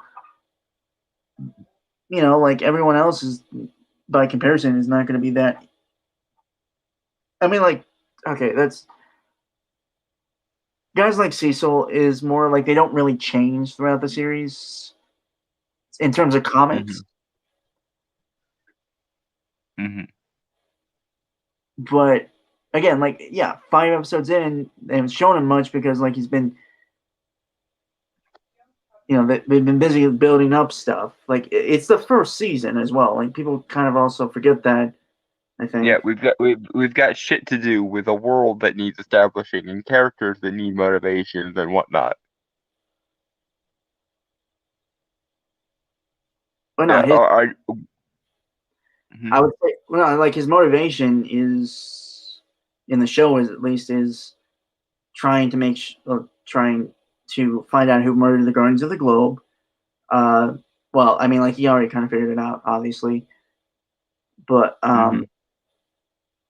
protect humanity from uh, Omni Man, Mhm. trying to get the new Guardians of the Globe working just as good, if not better, than the original team. Yeah. They kind of have to be better because if they were just as good, then they'd die too. Then they die too, and that would not be Right. good. So yeah, it's like 'Cause then it would just be perpetually running superhero cannon fodder. yeah. So yeah, he's busy.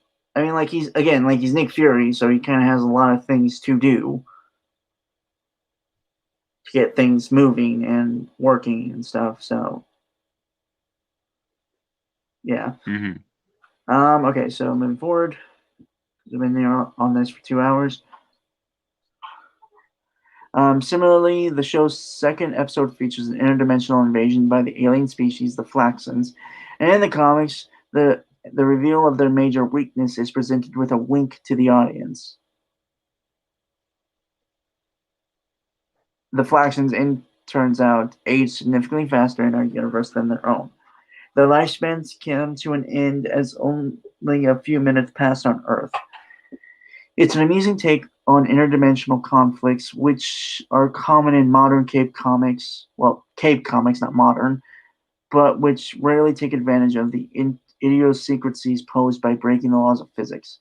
Oh my god, really? That's your fucking problem? Also, they're not breaking the laws of physics; they're exploiting them. Right. The, Okay. So, the laws of physics, by their very nature, cannot be broken. That's like kind of the whole point. right. Okay. When the Flaxans return a second time in the comic, having now prepared for this temporal difference, they're defeated just as easily once a solution presents itself, with almost comedic timing.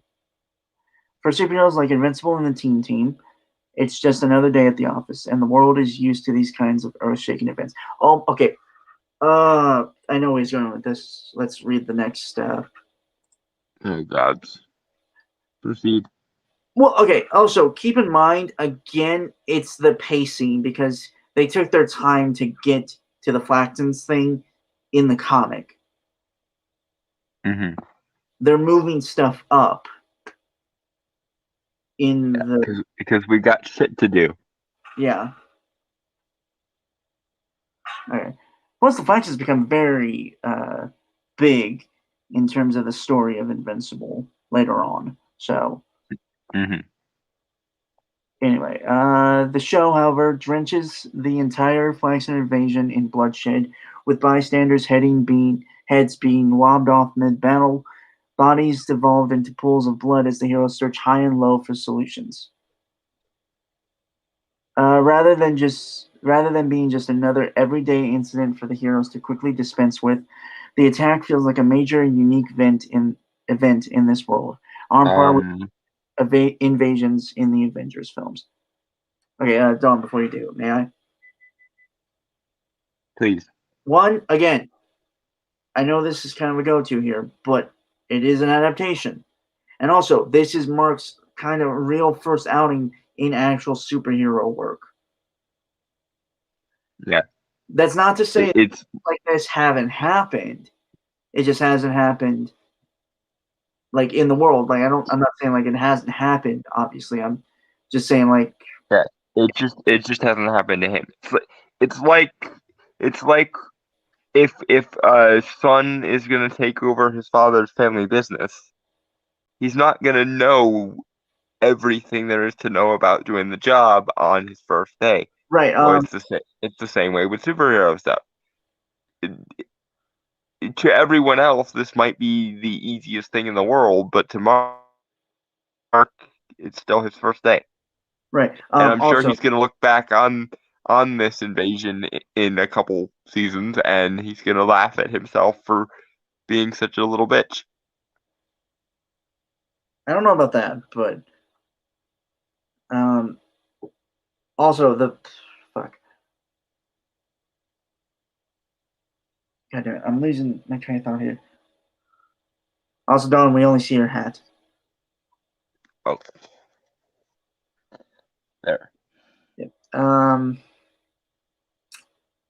Fuck. I'm trying to. Yeah, this is like the not desensitizing, but the because Mark grew up idolizing uh um his dad, as Omni Man and superhero stuff and all that, and expected to do that, and he is doing that, but it's like with the public, isn't what like normal audiences, they see the colorful costumes and all that, punch the bad guy, all that, the simplistic stuff, right? Hmm. Where it's like it's kind of happy-go-lucky. The show for the cameras, basically. Right. It's like what Elastigirl or Helen Parr said to her kids in The Incredibles. Hmm. The whole cartoons thing. That this scenario isn't a cartoon. The you Yeah. know They will kill you if you get the chance, so don't let them. yeah, Which, goddamn, that was one of the greatest moments in Pixar history, in my opinion. right. But my point is, um, Mark, I don't think has seen the kind of collateral damage that happens in these kind of superhero fights because that's never really shown. You know, Hmm.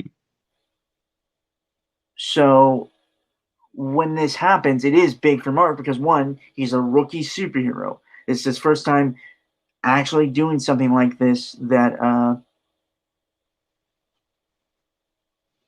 where basically he fails, Hmm.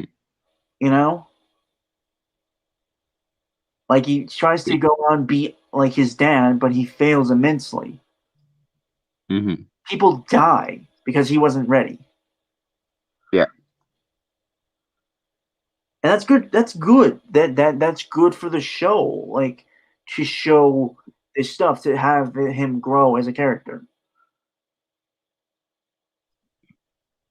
It affects him. Like it's not really shown, and I think he's brushing it off. But I think when the big, because let's be honest, that's going to be the big thing by the end of the season is the first kind of big plot twist from the comic.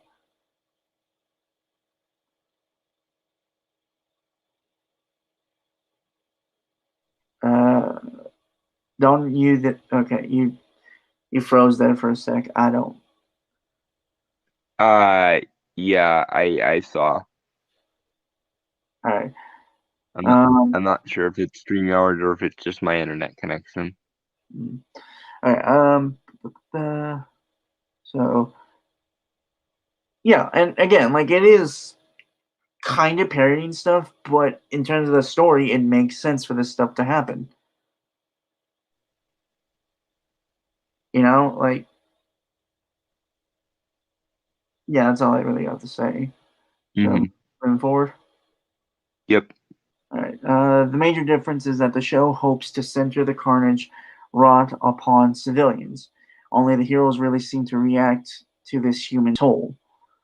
The show is.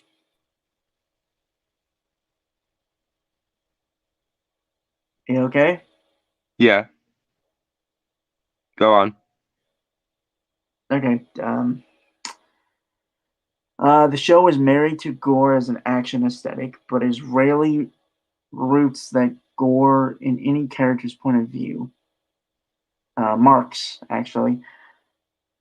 Um, it feels more like window dressing far in the background, even though the frame often stops to focus on it.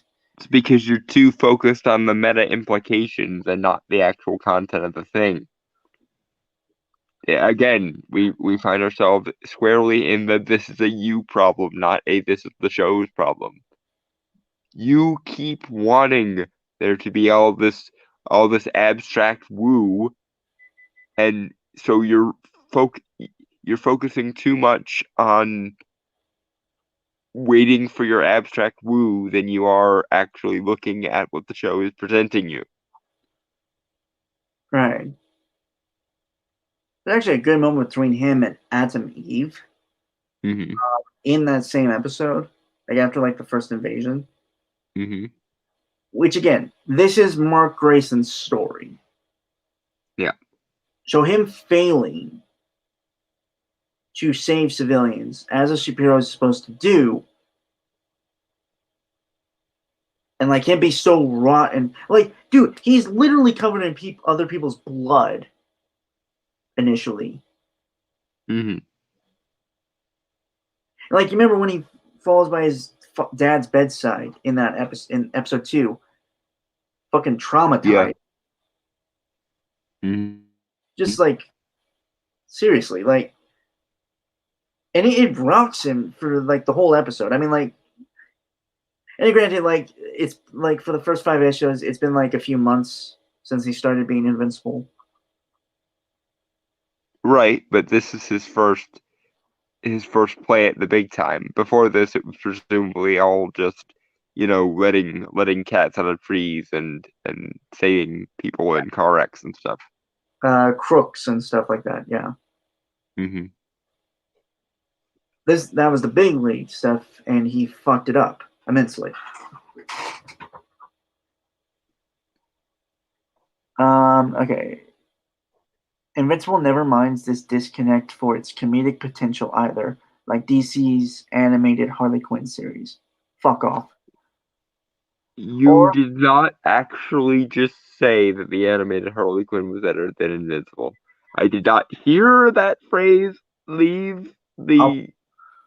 I'm gonna be right back because I need to get something to drink and also get my food. Uh-huh. Holy fucking.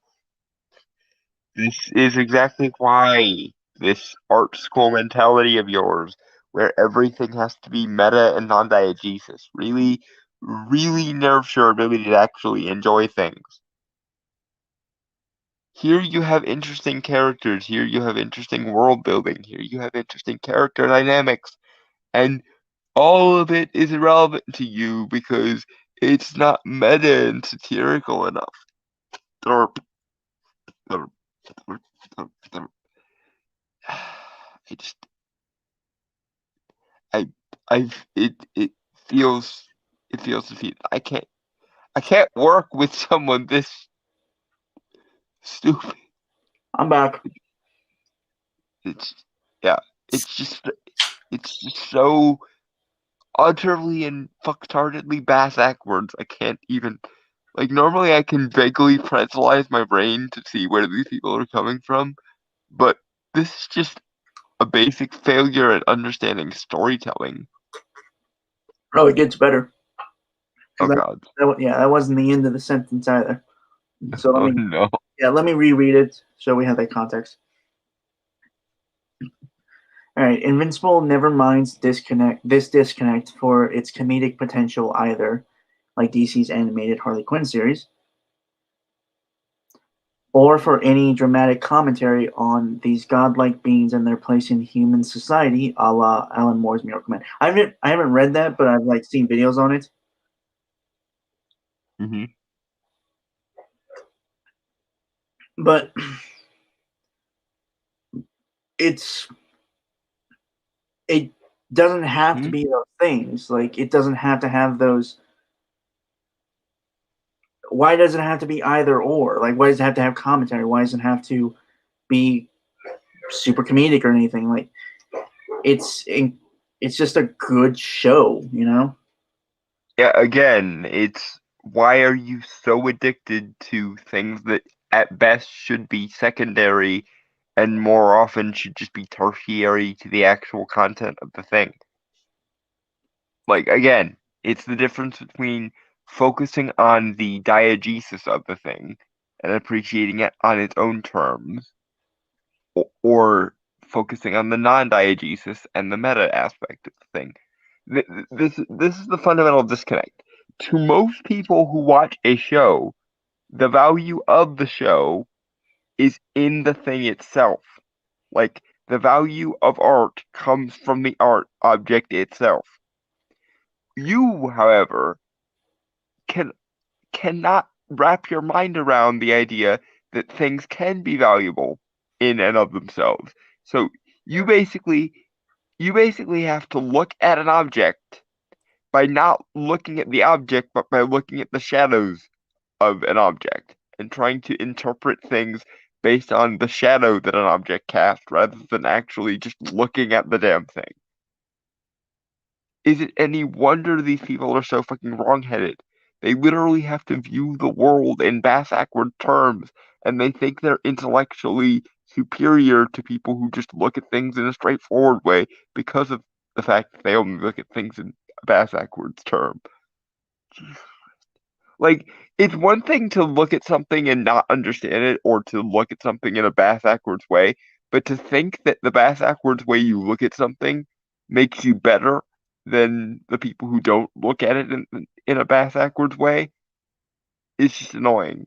Like, can't it's it's one thing to be wrong, but to be arrogantly wrong in such a way that you think other people are wrong when they're not is just stupid.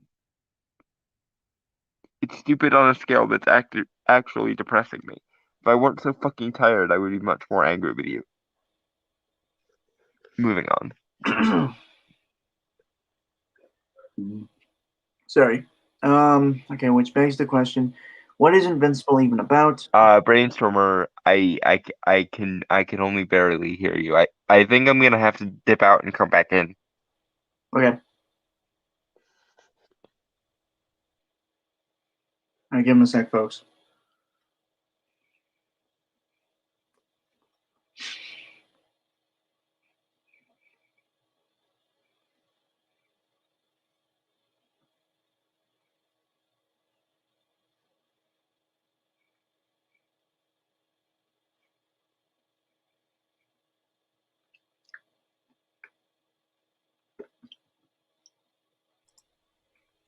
Hello. I you're still not coming through very well. It sounds like you're muffled, and there seems to be this weird fucking distortion sound going on. Uh, I I don't know what to say.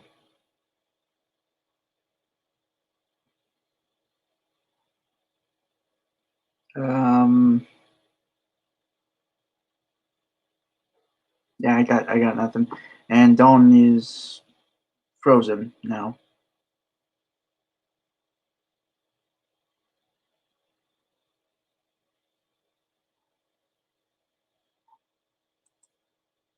Oh, it's gonna be a clusterfuck.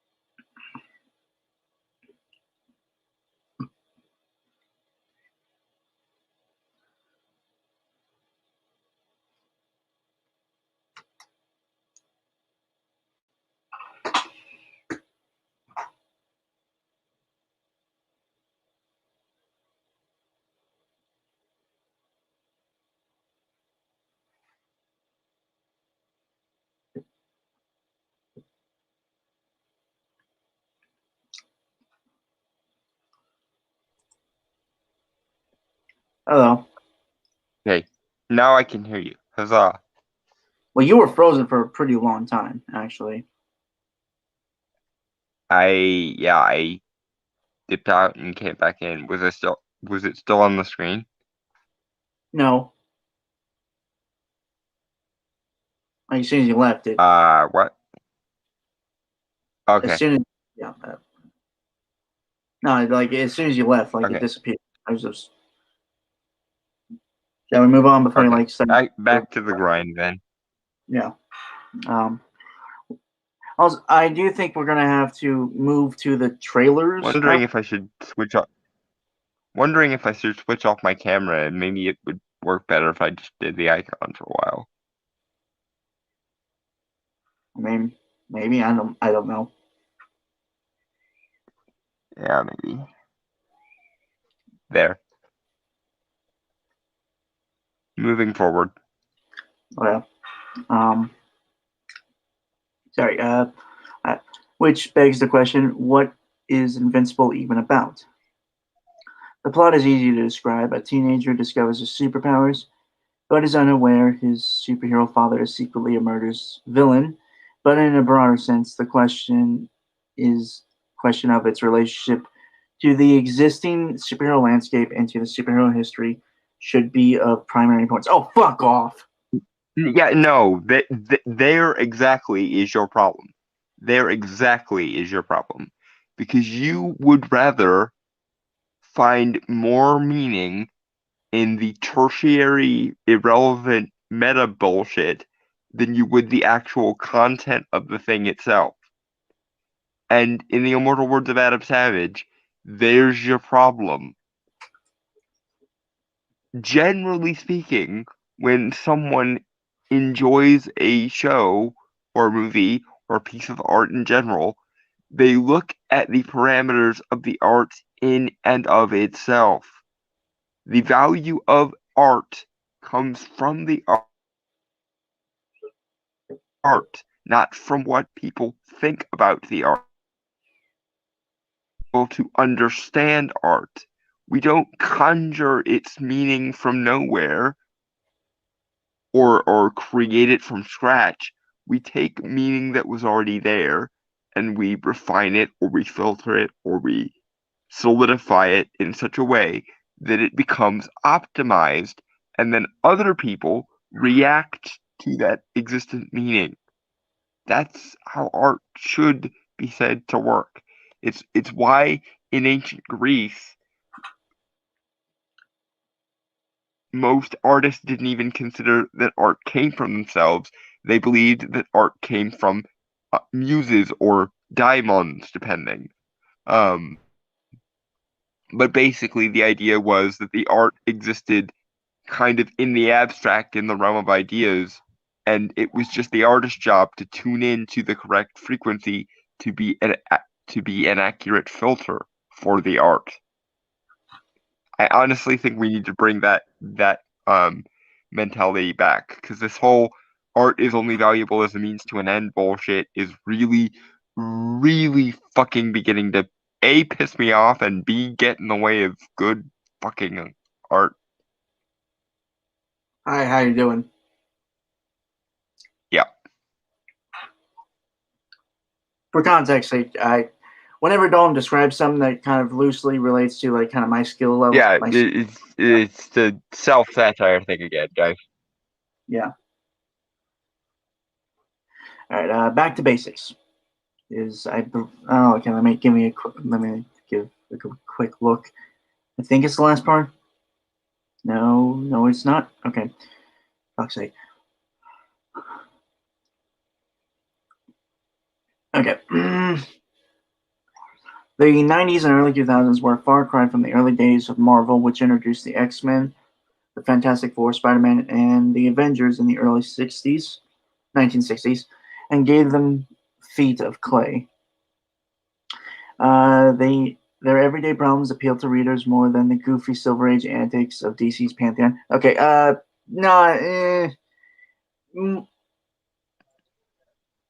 I'd say it's a balance, honestly, more so. I mean, it's really it's not wrong. It's just framed in a completely backwards way. Yeah. Who often behaved more like detached, mischievous gods than real people at the time. The kind of everyday problems the Invincible comic would eventually return to, after most mainstream comics had moved on from them after various evolutions in the following decades.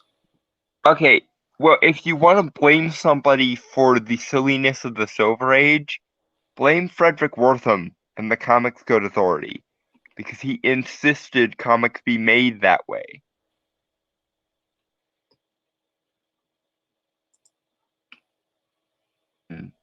Before Frederick Ilk meddled like motherfuckers, the second most dominant force in comics was the horror genre, and characters like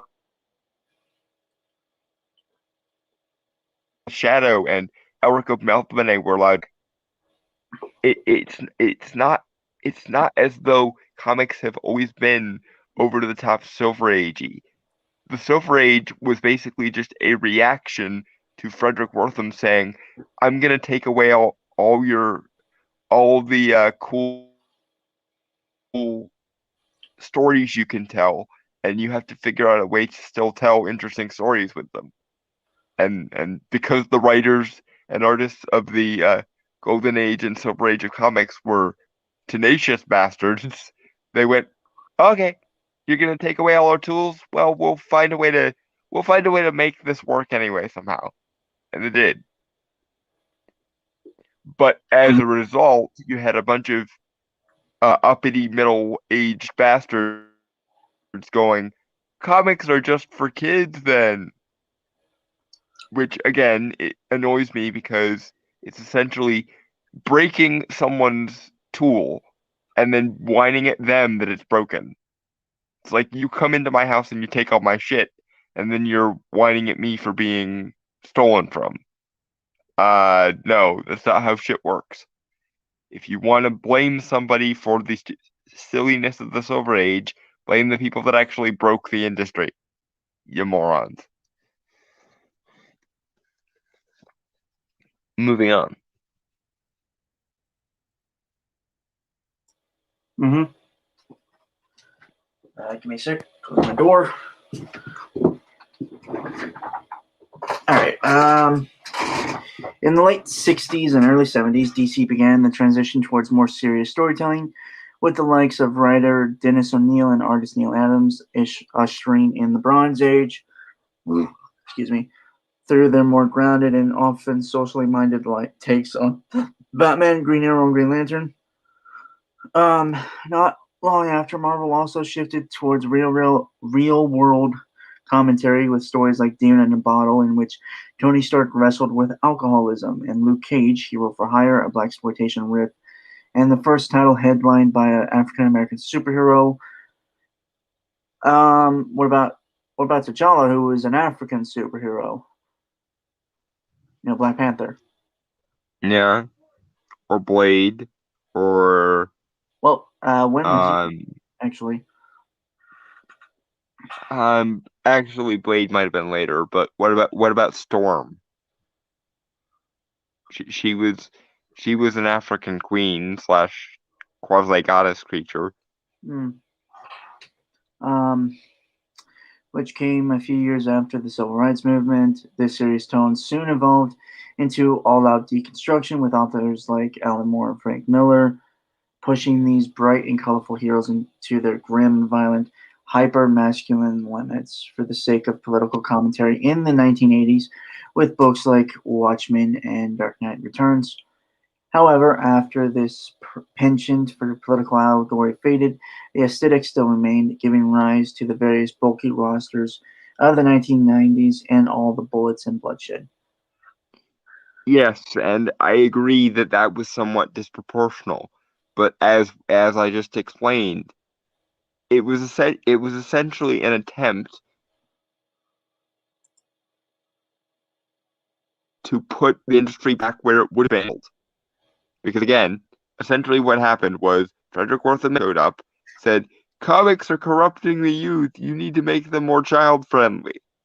And so people did, and then the same people went, ew, I could never take this seriously as an art form, it's too kid-friendly now. And so eventually, after we wisely told those people to go fuck themselves, the industry recalibrated and brought the darkness that had been systematically yeeted from it back into itself. Unfortunately, because they were readjusting for 20 years of fuckery, they kind of went a little bit too much overboard in the other direction, and eventually a balance needed to be struck. A balance that never would have been broken in the first place if Frederick Wertham hadn't meddled. So again, if you're gonna bitch at somebody, bitch at the guy who broke an entire industry for moral reasons, quote unquote. Moving on. All right. Okay. Sec.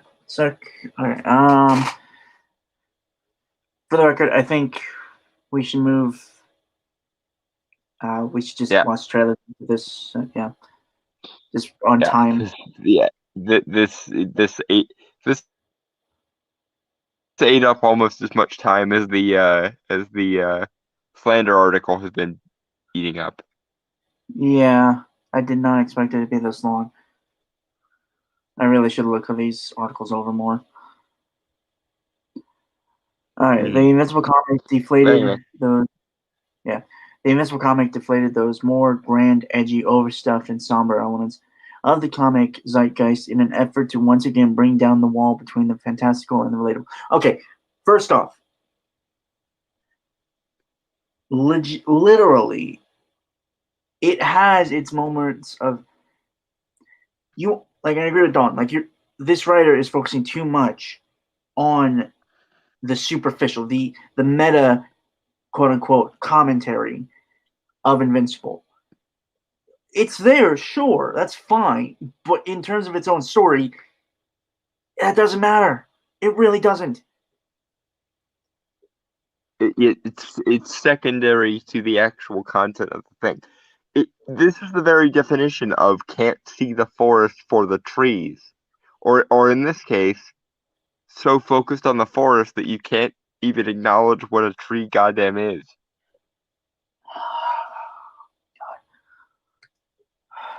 Okay, moving on. Mm-hmm. The comic setting may have involved large teams in interdimensional battles, but in terms of its character-centric story, it was back to basics. A return to the simple, everyday struggles that re-cemented the superhero in the public consciousness in the 1960s. Okay, for one thing, Mark Grayson's character arc and story throughout the series of Invincible is nothing. It is anything but basic. Yeah. Like, that kid goes through a lot of shit. Dude literally gets beaten half to death at least 6 different times. Like, he is such a fascinating character. Like, and again, I hope they keep that. I mean, like, they probably are going to, but again, like, it's just, Especially with how positive the reaction to the series has been so far, I can't imagine they wouldn't go with it. okay. And I mean, Robert Kirkman is literally on the writing staff, so it's not like he's gonna let them just walk all over his characters for no Right. reason. Right. Or at least I hope not. For fuck's sake, but Gotta have a little faith, dude. I try. We had a lengthy conversation before stream about exactly where my faith in anything has gotten me recently. You'll forgive me for being a little bit black pilled. That's fair. That is fair. Okay. Yeah, but like, it's in honestly, I'd say it's more of a love letter to comics and superheroes. Well, superheroes in general, I guess. Mm-hmm. Like, It's like Gaiman's Sandman in that respect. It's one of the reasons why I would say Gaiman's Sandman is better than Watchmen, because Alan Moore did a lot of his commentary to be cynical. Neil Gaiman did what he did to bring back the sort of mythological emphasis of superheroes, for lack of a better term. And he did so by pulling out the most obscure references possible and kind of knitting everything together nicely. Instead of deconstructing, he was actually just constructing. And I think Invincible, although be it to a lesser degree, is doing something similar. mm-hmm. Okay. When the comic series did eventually dip its toes into the ultraviolence of the 90s, it did so sparingly, and with an understanding that in order for this violence to feel realistic, it had to be rooted in a recognizable emotional reality. What the You just got through saying how any sense of self-seriousness or emotional weight is a bad thing, and now you're saying it's a good thing. I uh, Your and so, brain is a knot of fuck. Please unfuck it. okay, and so the comic used moments of gore and blood spatter as a shock to the otherwise bright and sunny status quo. Dude, there is no. You realize that the status quo is constantly shifting in Invincible, right? Like, Yeah, there is no such entity in the in Invincible. yeah. It's basically let's go everywhere that comics can ever go and be weird about it. Like, Oh, yeah. I thought you cut out again, like you stopped mid sentence. No, I'm good. Okay. I just forget what else I was gonna say. Okay. Reserving the carnage for characters we cared about. No, dude. Literally, the entire cities are destroyed. People die in like catastrophes and just catastrophes from superhero battles. Hmm.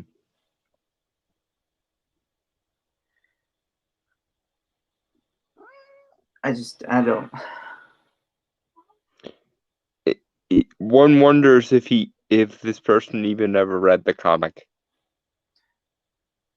And I mean actually read it, not just looked at it through some kind of quasi academic lens. You're saying that sarcastically, right? Hmm. Okay, I was just checking. Sometimes it's hard to tell with you. Uh-huh. No offense. None taken. All right.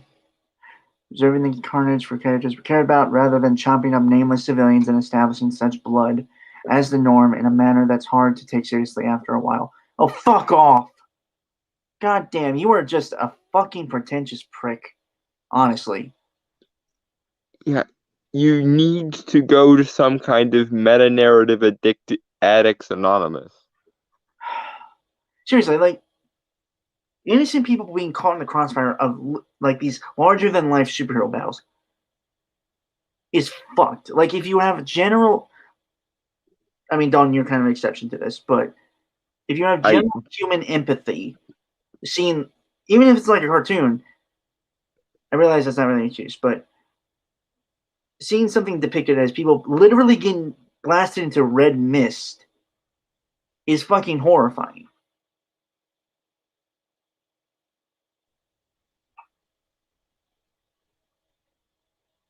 Even if they're not named, there's still people getting killed. Like,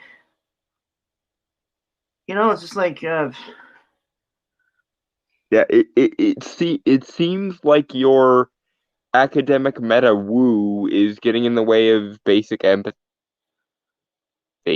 And when I am the one harassing you for the need for basic empathy, you know you done fucked up somewhere. Because that's I don't weird. do that. That is really weird. Like, from you. No offense, just...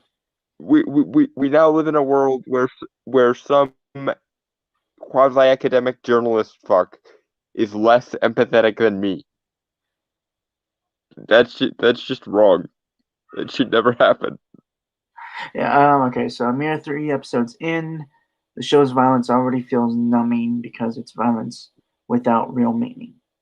Well, what are you fucking... What? Again, it's the problem of they only define meaning as real if it's like useful for some grand external narrative.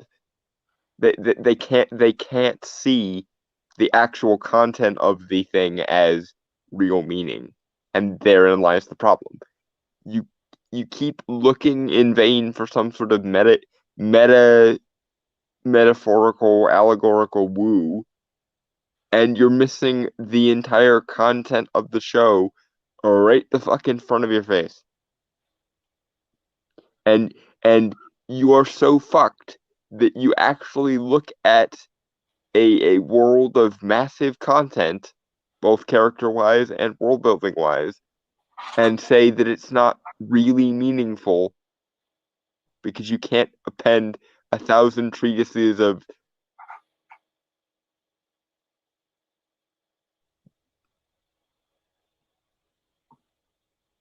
yeah, again, you, sir or madam, are the problem, not the show. It's a dude. Your Don, is the problem. Yeah. you cut out there. Did I? Fuck. Short version. The problem here is Oh, these people. cut out the last part. You cut out the last part. That's... Oh, yeah, okay. So, what was they fucking saying? I don't fucking remember. Short version. Yeah, I guess short version then. Yeah, short version. This person's problem is they only define meaning as real if it's secondary and like appended to some kind of external locus, whereas normal functioning human beings understand that the meaning of something is supposed to be internal to itself. And it's so wrong-headed that this person thinks that any meaning that exists in the thing isn't real meaning, and any meaning that exists outside the thing is somehow. How does your brain function, person who wrote this article? How? All right. Moving forward. Okay. Which ironically makes the show feel like it never grew out of the juvenile 90s comic ephemera. I really have to disagree with that because, well, one, there were a lot of good comics from the 90s. Granted, I'm not going to say there was an overabundance of crap, sure, but there are gems in there. Yeah, for every Rob Liefeld, we had a Neil Gaiman or a Jamie Delano or someone like that. Yeah. And also and also how condescending dare you be to bitch at anyone for being juvenile when, for all intents and purposes, you have no sense of empathy or internal content of anything you ever look at. You're addicted to literally imaginary abstraction. It's fucking annoying. Right. Okay. In the present, the superhero landscape is dominated by Marvel films and shows, and while they don't have nearly the same penchant for blood and guts, they tend to root their action in realism. For instance, the grounded hand-to-hand combat of the Falcon and the Winter Soldier, which takes after the Captain America films. Did you miss almost the entirety of WandaVision? It was literally Wanda fabric of reality with mystical cosmic energy, and Agatha Harkness basically rolling with it and using her own magic to augment it. That doesn't fit their point, though. No, I know, but that's the thing. Like they're being really myopic, and they're overlooking obvious examples to the contrary. And if they took the obvious examples to the contrary on board, they might realize that the problem is with their fucking meta addiction they have. Well, to be fair, there wasn't really action in WandaVision, so to speak. Not until the later episodes, but true. I'm just saying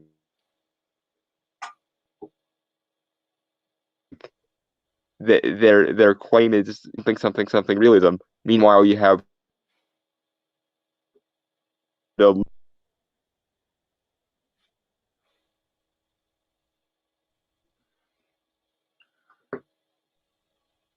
okay. And if they took the entire of the world on board, they might realize that their opinion was fucked and based on a false premise. Hey, do you what do I know? I guess you keep cutting out. Do you think you can leave real quick and okay, hang on.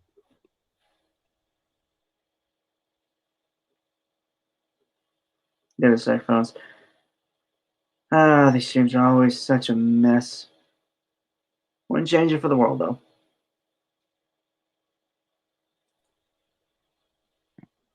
Hello, Dalton. Okay, hi. Can you hear me? Yeah, I can hear you. Okay.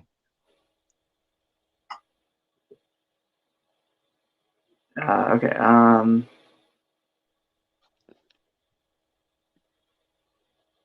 Yeah, in the no, I read that.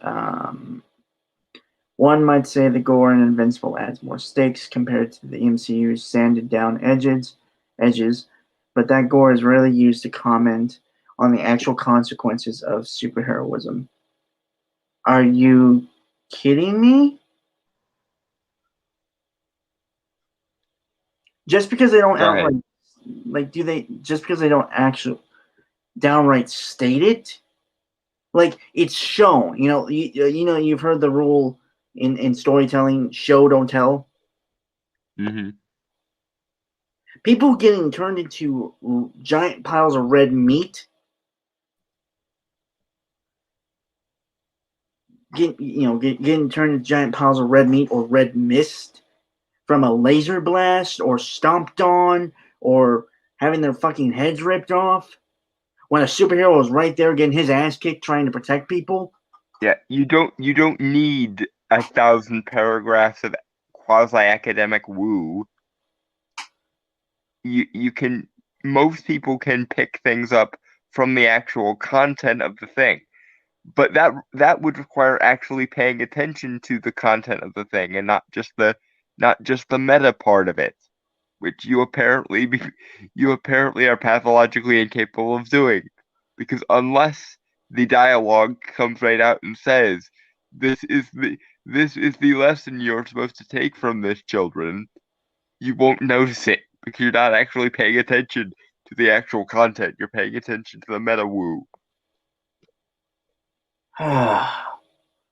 It's merely a flourish, and the modern zeitgeist does, in fact, feature several other major properties whose use of over-the-top violence has a definitive point, like the aforementioned animated zany Harley Quinn show on HBO Max and Amazon's own bleakly comedic The Boys. Oh, fuck off! Okay, those two shows suck. All right, in my opinion. Okay, because they have no respect for anything actually comic book, anything superhero.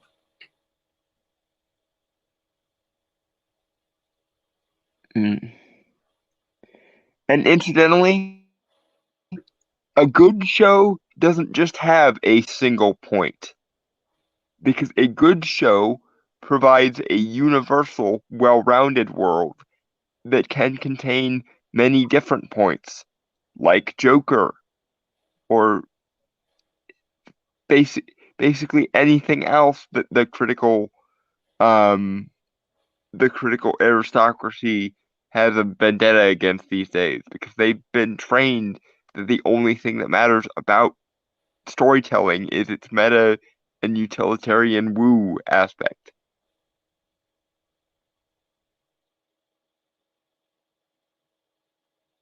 Yeah.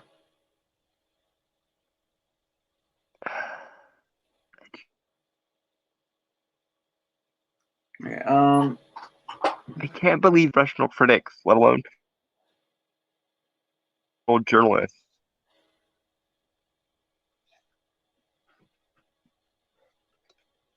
Will you say something, don't I? Uh, I just said I can't believe these people get paid to be professional critics, let alone professional journalists. Okay. Um. Where the Invincible show feels most at one with the existing zeitgeist is the reverence it seems to have for its own lore. Crossovers and ever-expanding shared universes aren't just the lingual franca of superhero films, but of mainstream genre cinema in general. Everything from Star Wars to Fast and Furious to the MonsterVerse. Yes, because things actually matter to people, and you appear to have a fundamental problem with that. Things probably should care about themselves at least. Now again, that there is a degree to which you can become too self-serious, like Snyderverse, but some degree of sincerity is a ordinarily necessary component of storytelling, because investment and value are necessary things that we look for in art. It's kind of what draws human beings to art in the first place. Mm. Between blockbusters, network TV, and streaming shows, the superhero landscape is bursting at the seams the way it was in the 90s, and really to a larger degree. Again, there's some debate to that, honestly. Yeah. I feel like most people are conflating it, like you have said many times, Don. Yeah. it's this of like, oh, there are 6 superhero movies coming out this year. That's clearly too many. But meanwhile, let there be 20 low budget independent horror movies released in January every year. But nobody ever talks about horror movie oversaturation or sci-fi movie oversaturation or action movie oversaturation. But superhero comics are disproportionately successful for the investment they engage in, and then all of a sudden it qualifies as a boom. When in actuality, what all that's happening is it's going from not existing at all to having a meaningful existence in the landscape of Hollywood. Just because superhero movies are the most successful movies in Hollywood doesn't mean you get to actively resent them just because they cost a little bit more and earn quite a lot more. That's you failing at your job and other people succeeding at it. That's not oversaturation.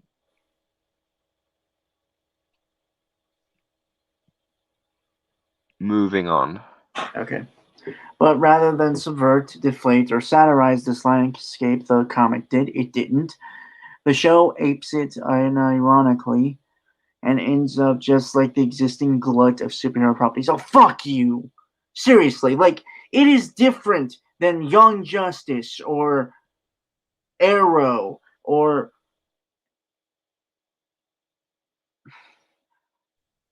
the Teen Titans show. I mean, actually, I would. And if we're comparing, yeah, and if we're comparing it to like the adult cartoons as well, it's different from Archer. It's different from Harley Quinn. It's different from Rick and Morty. It's different from BoJack Horseman. Like, it, and also, again, how dare you assume super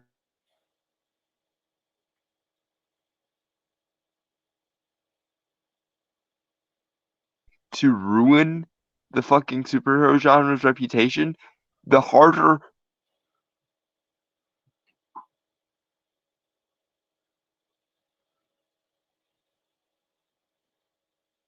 the longer you people get sadistic schadenfreude out of watching superhero movies fail, the longer it's going to take them to actually fail. Hey, Dalton. Yeah? You were cutting out pretty bad. I only got bits and pieces of that. Oh, god damn it. Maybe try. Yeah. Maybe try going icon again because you seem to be talking a lot easier. What did you say? Try the icon What again. did you say? Turn off the camera. Okay. Okay. There. Where's your icon? Can you not hear me? Yeah, I can hear you. No, your icon's gone. The fuck? I can see it on my end. I didn't remove it or anything. I can't see it on mine. That's weird.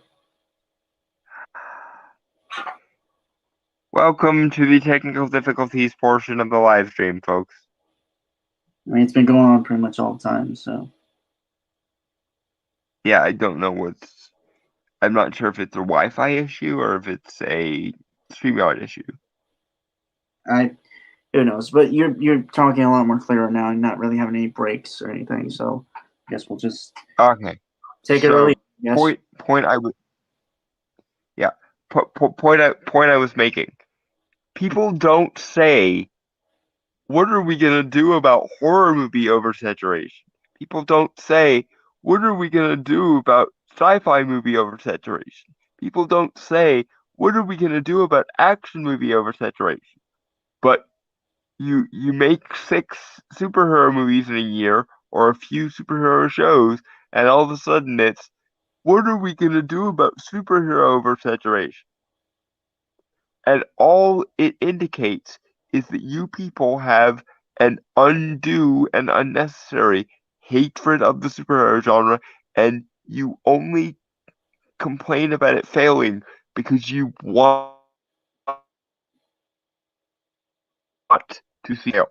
And ironically, the more you people put on the shoulders of the superhero genre, the harder the superhero genre is going to work to essentially prove itself worthy, because you keep raising the bar of what superhero movies have to do to be worthy, and the people who make superhero movies and shows and content and whatnot work hard to meet that standard. So good news, asshats in the elitist old guard media. If you want to see superhero movies succeed, keep bitching about them, because the more you bitch, the more good superhero content is going to get, and the longer it'll stick around. But in the meantime, can you all not be annoying asshats about every last thing? Can you not react like fucking sharks that somebody threw blood in the water to every time a superhero thing looks like it maybe be not as great as the last one? Because I can guarantee you there are bad horror movies, there are bad sci-fi movies, there are bad action movies, there are bad westerns and bad family movies and bad every other thing. So if you want to treat superhero movies like every other fucking genre, you're gonna have to acknowledge that sometimes a given superhero movie will be bad, but it won't signal the end of the superhero genre. Because for every bad one, you'll get 5 decent ones and one probably really good one, or one great one. Just like every other fucking genre. Just because somebody releases a bad horror movie, that doesn't signal the end of the horror genre. But all of a sudden, because you have a personal vendetta against the superhero genre, you want every every last not good superhero movie to be the end of the superhero genre.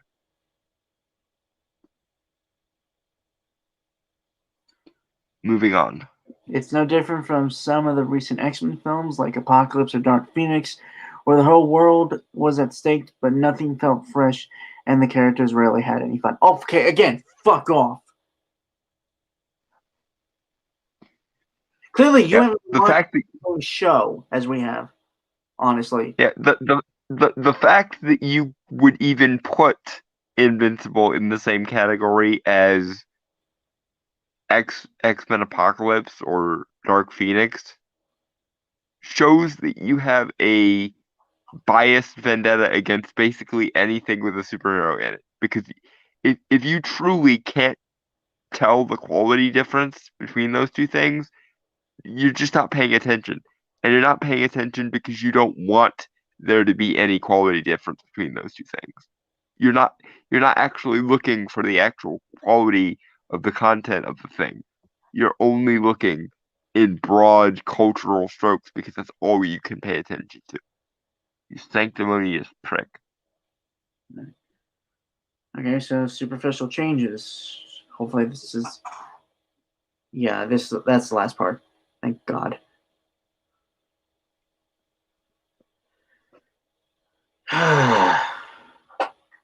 Right. In terms of updating the comic, the show at least does some due diligence by subverting a few unsavory elements in ways that feel like a response to changing social ties. Oh my God. They're not. They're not really going to go the social justice route, are they? Are you surprised? Are you really surprised? It's IGN, and this guy's been talking like some fucking pseudo intellectual. I'm gonna turn my camera on for this one.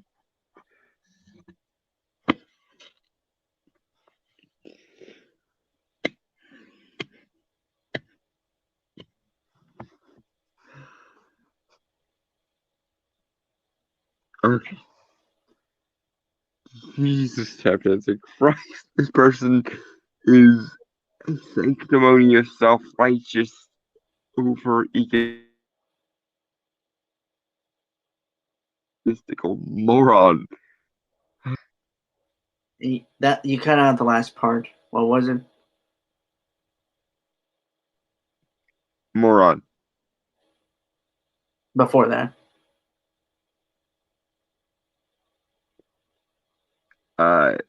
This person is a sanctimonious, overinflated, egotistical moron, I believe is what it said. Okay. Okay. Okay. The comic's backward depiction of Africa in later issues, for instance, was particularly distasteful. In a story where it was a mere prop to three white main characters, Mark, Amber, and Eve. Oh my fucking god. I can't honestly believe a single human being could be this stupid and yet this self-satisfied with their own intellectual prowess. But here we are.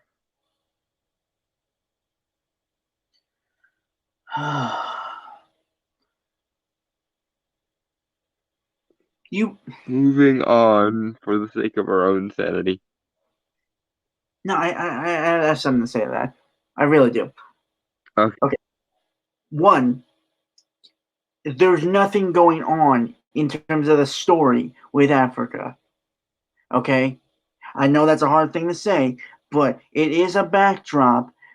One, because Eve, who had quit being a superhero at that time and actually done humanitarian work across the world, was using her powers to grow giant fields of food because she has the powers to literally manifest anything by rearranging the molecules and atomic structures to form anything.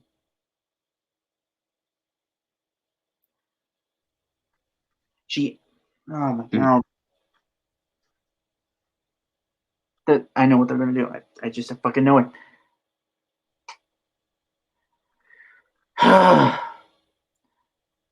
Okay, one of those characters, Amber, who is black now. Oh my god. One thing I gotta assume. Well, Amber is voiced by Zazie Beetz. You know, she played Domino and the lady that Arthur liked in Joker. Mm-hmm. Yeah, she played Domino in Deadpool 2. I assume they modeled the character after her, which is fine. I don't really care. It's a good character anyway. Yeah, So. but the annoying thing is that this person does care about irrelevant socio-political woo instead of the actual content of the thing. Okay. Which at the very least stops the show from being largely white for no rhyme or reason. Okay, one thing, Mark. I think they changed Debbie Grayson to be Asian because of the actress. I think is she. I think she's. I think it's Agent May from Agents of Shield. I could be wrong. Hold on, let me look. Hmm? What? I didn't catch what you just said. The StreamYard thing was ditching out again. Debbie Grayson. Mm-hmm. I think the actress is who plays Melinda May on Agents of Shield.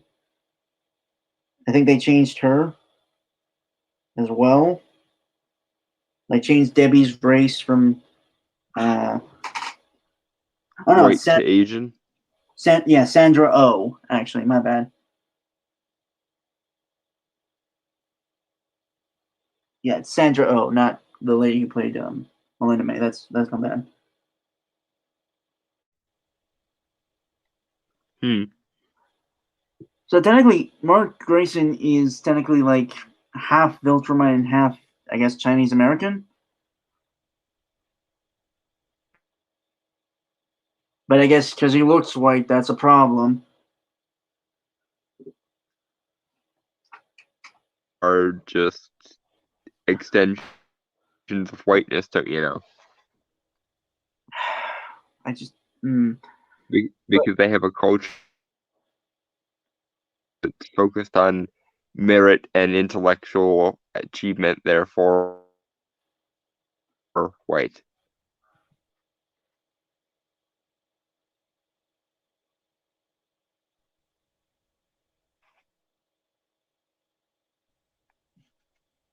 No?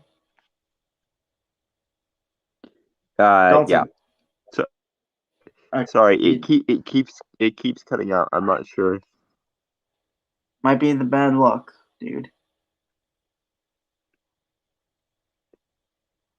Of all the things, I would have expected her to. Never mind. Conversation between us, it doesn't really matter. Anyway, moving on. Similarly, Mark and his best friend William would often use gay as a pejorative. Pejorative, which may, Ever to teenagers? I mean, like, okay, William constantly kept asking Mark and eventually Eve, who also said it, to take him flying a lot. And they're carrying him bridal style. Mm-hmm.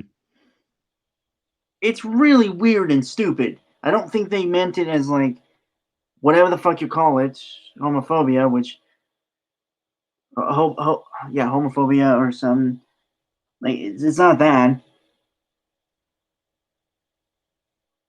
Like literally, the word is Also, used by. teenagers call things gay a lot. I never did because honestly, I didn't really care and never really had any issue with life at that time. So, plus the word gay just it literally is happy. Like that was I don't know how it became the term for homosexuals. I don't know how that. I think it was probably a bunch of homosexual men trying to think of a positive word for themselves. Huh. Okay. But likely when okay, which may have been realistic when the comic was being written, but likely wouldn't fly today. Oh, Jesus Christ! So the William of the show is open. Children still call things gay randomly. Like I listen to my brother play video games sometimes, and he still randomly will just shout that's gay bullshit sometimes. It's just teenagers being edgy. And the more edgy you make it to call something gay, the more that are gonna do it because that's the whole point of being a teenager is being a transgressive little shit when you feel like it. Mm-hmm. So the William of the show is openly gay. Okay. Don't really care. Because to be honest, I don't really remember William that much from the comic. Never happened. I think they kind of dropped him because like Mark was getting more and was becoming more just involved in the superhero community. Kind of left his quote unquote normal life or civilian life behind. Super Alex. What? Mm-hmm.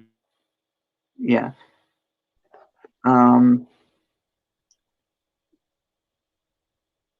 It's a nice corrective on the surface, but the new William also doesn't feel like a fully formed character yet. Whereas in the comics, he did from the get go. Okay, again, it's building stuff. It's as a first season, and also there is a moment in episode 2 where Mark is fucking in, having that 1,000-yard stare because he literally saw people getting killed when he tried to save them from the initial alien invasion. His friend William asks if he wants to talk. He'll listen. He's there for him. Kind of similar to what Dalton and I do a lot, actually. Mm-hmm. But you think that doesn't count? Plus, again, it's Mark Grayson's story, and right now he's kind of busy actually being a fucking superhero, so he doesn't really interact a lot with people. Plus, he also has a girlfriend, so he's not going to be hanging out with his friend all the time. Seriously, like, logical things That makes sense, and why he's not really shown much yet. Like William. Yeah. You have That would be patently obvious to you if you actually gave a shit about the actual content of the thing rather than just the implications of the thing.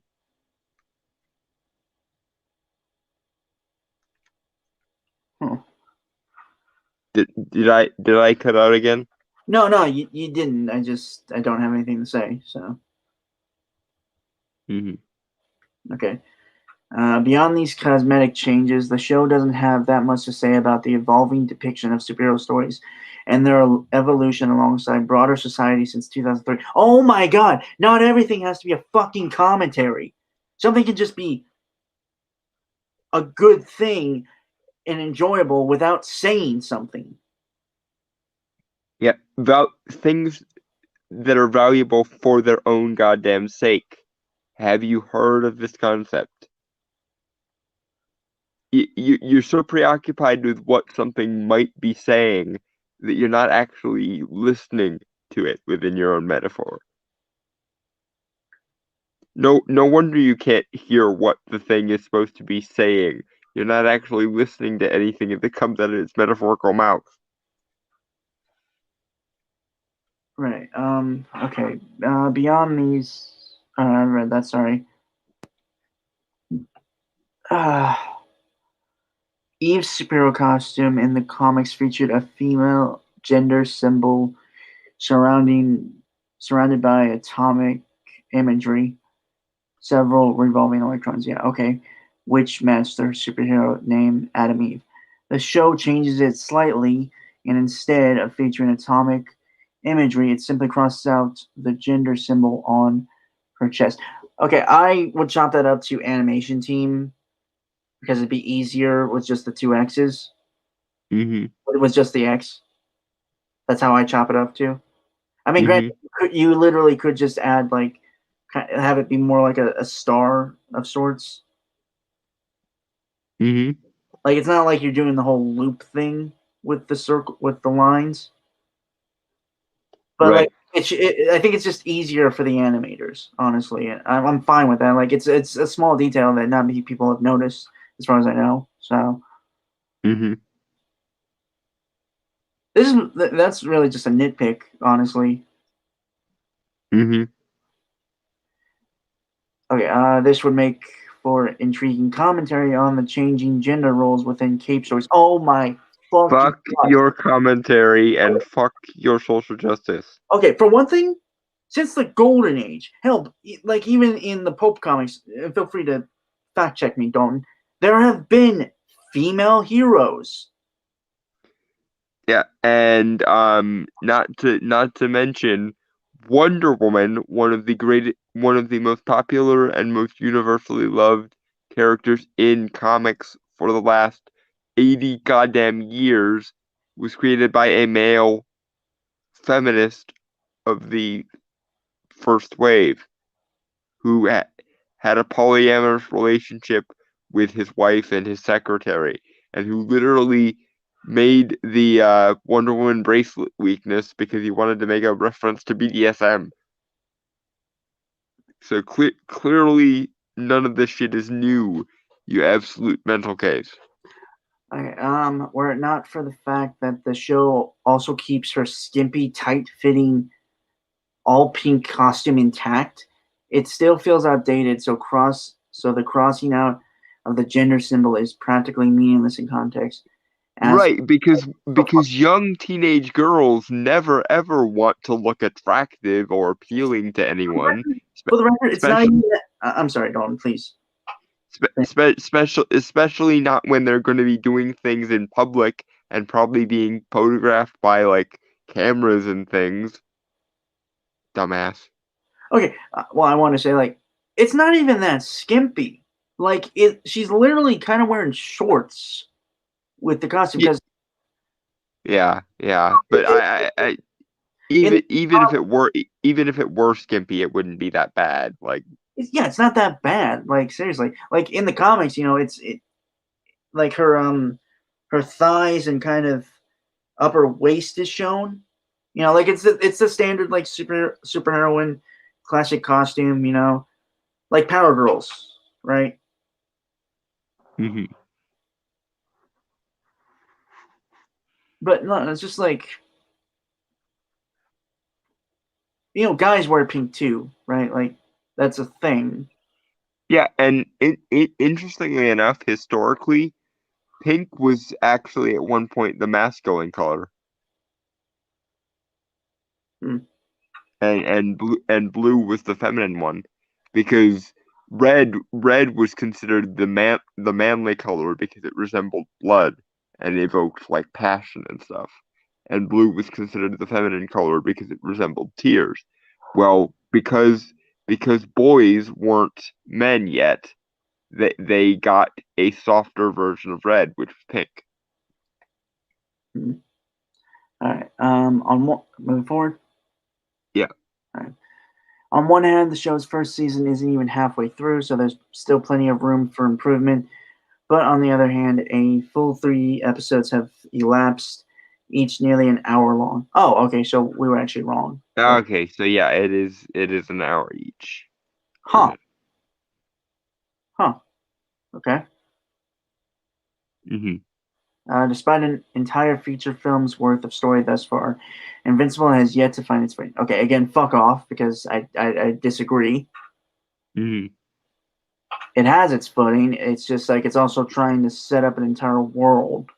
Yeah, and it's being sincere about it, which apparently you don't like because you want everything to be layered and just caked in layers of meta and irony and symbolism and all this other gobbledygook instead of actually being sincere.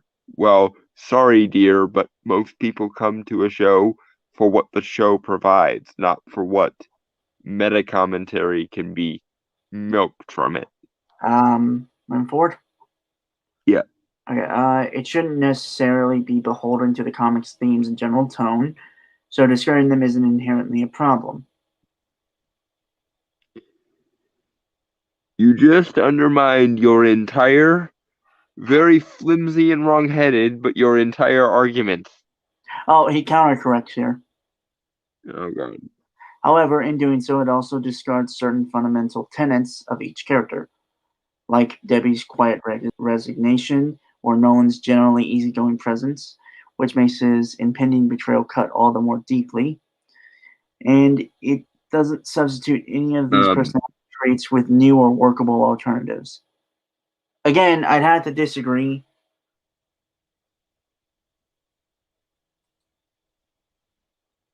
Don, did you have anything to say? uh, no, it's just so Well, stupid. okay, so I'd argue with Nolan, it's easier to think because, like, I think he's chosen to actively, because in the comics, he more integrated himself with Earth, Mm-hmm. which made sense. Like, he was part of the Yep. globe. He's part of the the Guardians of the Globe. Mm-hmm. He worked for Cecil, but in the show he doesn't, which I think is a conscious choice in difference Yeah. because well fuck. Damn it, I'm give me a sec. I'm trying to think here, think here, think here, think here.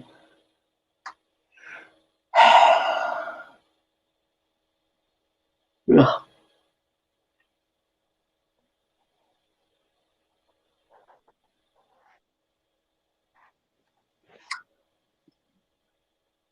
Well, yeah, he seems more aggressive, obviously.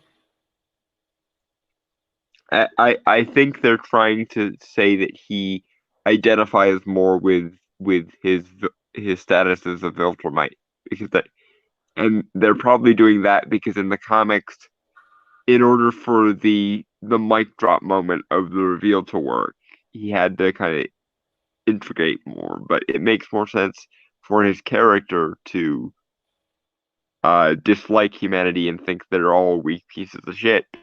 I don't think he thinks that Because because again, obviously he loves the Debbie. the right, but in general though, I think what they're implying is that he finds it hard to get over like his the ideology, for lack of a better word, of the Viltrumites, which again, Viltrum is basically a version of Krypton where after it exploded, they found a new homeworld and then engaged in eugenics. Well, Also, they also have the mentality of Saiyans as well. About strength being the major motivator. yeah, it's basically the the Kryptonians went to Vegeta and conquered all the Saiyans or interbred with them. It's basically what is going on with the Viltrumites. I hope we get to explore more of them because again, the comics didn't really do so much. Actually, Mm-hmm. I wouldn't mind seeing more Viltrumite stuff.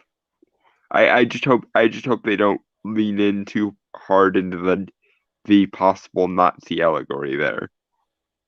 I think you're stretching, honestly, but we'll have to wait and see. Mm-hmm.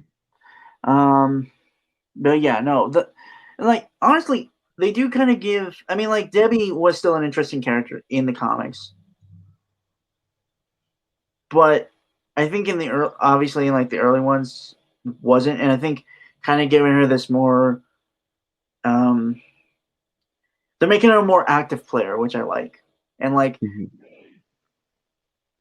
and a better connection. She has a better connection. I mean, like both parents have a good connection with Mark, but I think because of Mark's powers, Nolan is kind of becoming more of that militaristic kind of soldier mentality. Mm-hmm.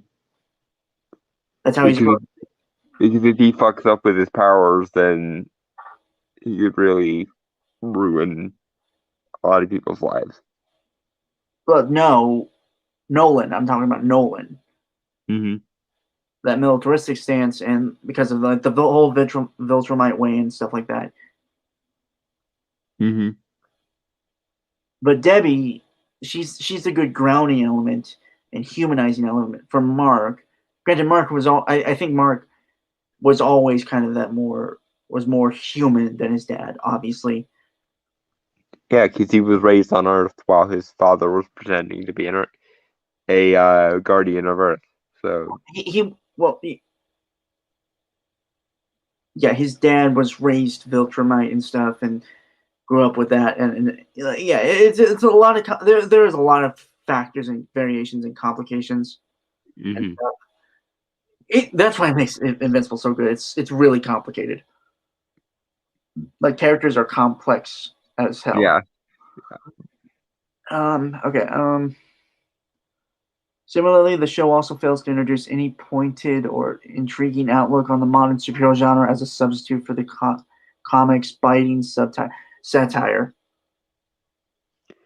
You really only ever saw the satire, didn't you? You didn't like the characters or the world building or anything. You just got your pseudo intellectual rocks off because it vaguely might be considered satirical and subversive if you look at it in the right way.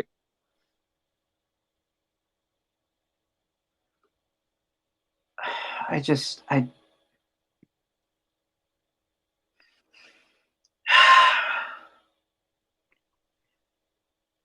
That's so stupid. Anyway, moving Mm-hmm. on as the last sentence here. Ironically, the only superhero property it deflates by playing things straight is its own source material. Fuck you. Yeah, infinite cascades of fuck you.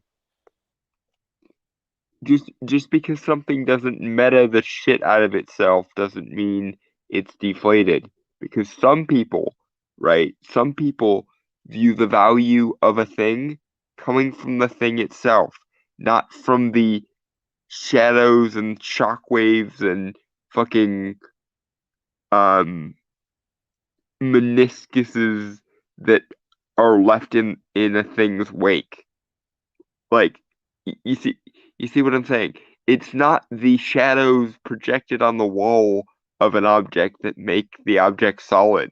It's the object that makes the object solid. The shadows are at best secondary and at worst irrelevant entirely to the overall actual content of the thing. Mm-hmm. Same way with art. The actual value of the thing is in the thing itself, not its implications, not its utility to some grand narrative, but the actual quality of the content in and of itself. Right. Yeah. Okay. So. Yeah. So we are going to save covering how much we were going to cover for the article we've been covering for the last couple of weeks now for next week, simply for time purposes. So we're going to skip to the trailers because I think after that bundle of like 3 hours of stupid. Yeah, we need a break. Plus the my bad luck is causing all sorts of technical issues, so God only knows. Right. Okay. So first off, we're gonna watch the Loki trailer. Don't.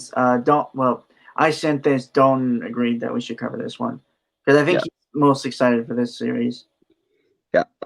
It's the only other one aside from WandaVision, at least this year, that I'm excited for, and I probably won't be excited again until like we get to Moon Knight, and that's assuming they do right and make Moon Knight as weird as they should. Yeah. Okay. Yeah. So shall we, banana? I feel like we should come up with something other than I am bananas. too tired, and we have little time. Right. Okay. Banana. Banana.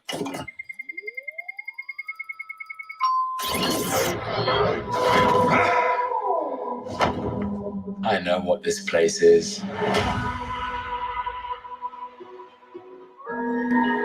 The timekeepers have built quite the circus. And I see the clowns are playing their parts to perfection. One thing I will say about these Disney Plus Marvel shows, they're very cinematic. Yeah. Also, for the record, the heads that I thought were the Tribunal, it's actually supposed to be Kang the Conqueror, like the Council of Kings. Yeah. Which makes sense because I think the rumors of the whole Kang the Conqueror being kind of like the next big bad and stuff. Well, also we know he's supposed to be the villain of Ant-Man 3. That makes no sense to me, but whatever. Because the quantum realm is how they introduce time travel, so presumably he'll be doing his thing via quantum bullshit, because the MCU likes to streamline things. In the same way that Doctor Strange 2, Spider-Man 3, and Ant-Man 3 will be kind of like a multiverse saga, probably with Eternals thrown in as well, because of course Eternals is going to give us Celestials and probably Elder Gods, and also probably Camelot / Arthur stuff. It's kind of funny. It's kind of funny that last part. You know why? It's kind of funny. Yeah. You have to be in the know to get it, folks. Sorry. Yeah. We have interesting conversations when we're off air. Yeah. All right. Yeah, I just like how this looks. I mean, like the timekeepers' suits look a little budgety, but I mean, that's a minor gripe for me. So I like Loki's voiceover, and with the music and the like retro sound effects in the background, it almost has like a Joker vibe, especially with the lighting. Yeah, I also like. It's funny they bring up the retro thing. This kind of reminds me of like the the 40s, 50s, 60s sci-fi stuff. Like how the timekeepers like headquarters looks like. Yeah, I think they're kind of I think that's kind of what they're going for, which is a good angle to go with, by the way, I think. Yeah. Shall we? Yep, banana. Banana. Perfection. Big metaphor guy. I love it. Makes you sound super smart. I am smart. I know. Okay.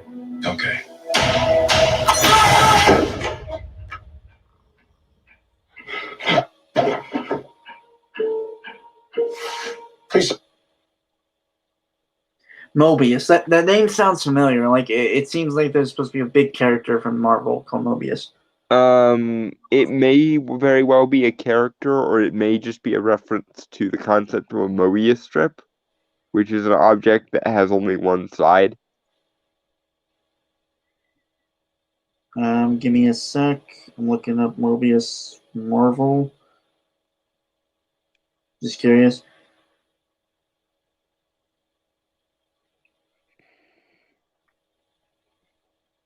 Okay, hold on.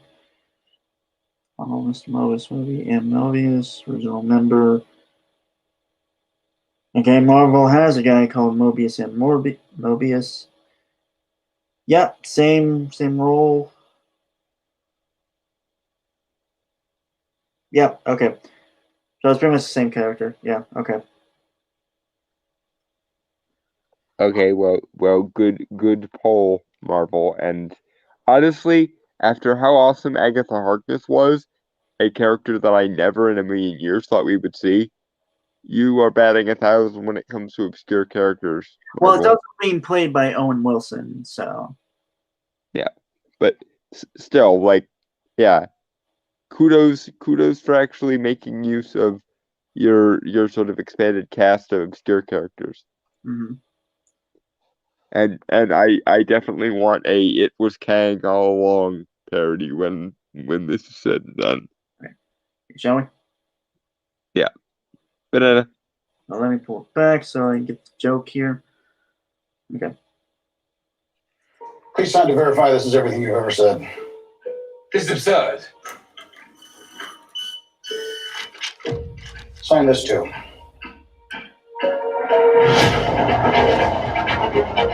We protect the proper flow of time. You picked up the Tesseract.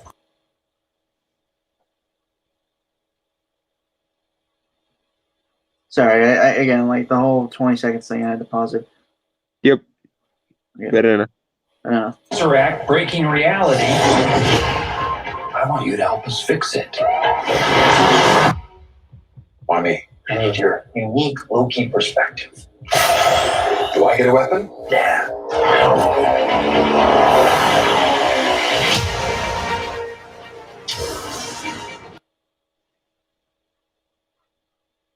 Rock's cart. Ah. I get it. Hmm. Wow, they really like putting. I mean, like I assume like it's a big major. Obviously, in the MCU, Roxxon Energy Company or Energy Oil Company or whatever. Yeah. It's a major thing throughout pretty much the entire timeline Mm-hmm. from Captain America to the present day, obviously. Yep. So I'm fine with that. That's cool. Again, well played on the reference game, Marvel. Now let's see if, unlike with WandaVision, you can actually make the references amount to something. Is Roxxon Energy Company ever worthwhile in Marvel in the MCU? No, I'm just saying. I'm glad they're going this obscure with the references. Now let's actually follow through on some of them, please. Okay. Banana. Banana. You really believe in this Loki variant? Luckily, he believes in himself enough for the both of us. Why? It is adorable that you think you could possibly manipulate me.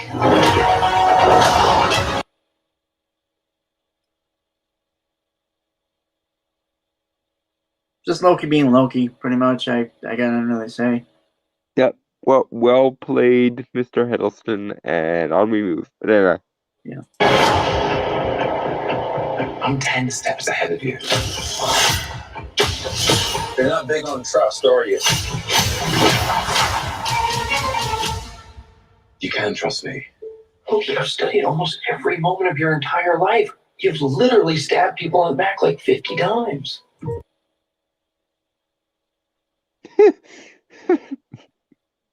One of them was Thor. A couple times, I'm sure. Or Yeah, pretty much. yeah, I'm sure at least a few of them were Thor. Yeah. Banana? It was like 16. Banana. Yeah. Why never do it again?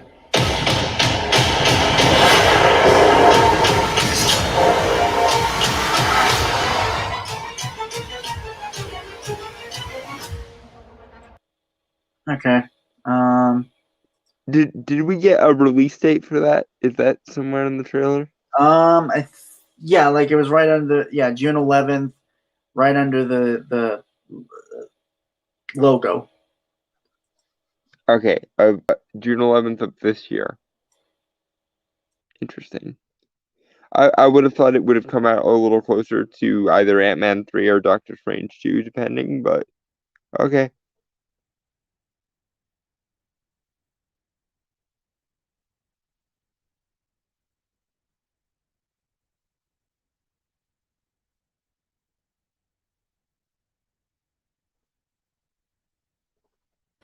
Sorry, I was setting up the other trailer. Right. Okay. Yeah, I got really nothing to say. I mean, like, it looked good. I can see why people are like this. Everything I've seen in the Loki trailer, like this one and the previous one we covered before, which feels like a while ago, actually. Yeah. I can see why people were like, I don't know, a few years ago, like petitioning, like amongst the group of like British actors, Tom Hiddleston to be James Bond. Because there are actually some scenes in here that remind me of like James Bond.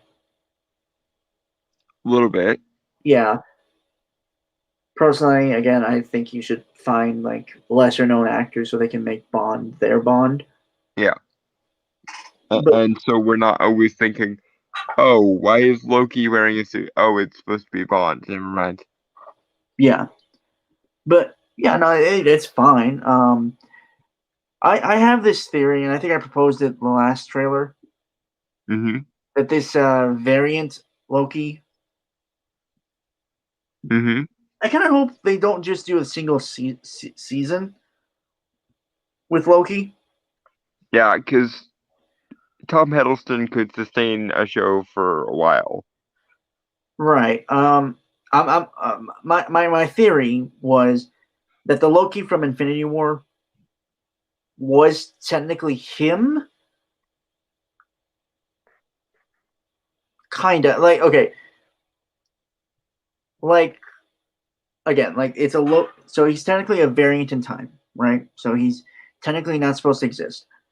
The idea was that I'm assuming some point in the series, like this season, if it goes on, I mean, is that he learns about his death by Thanos and all that.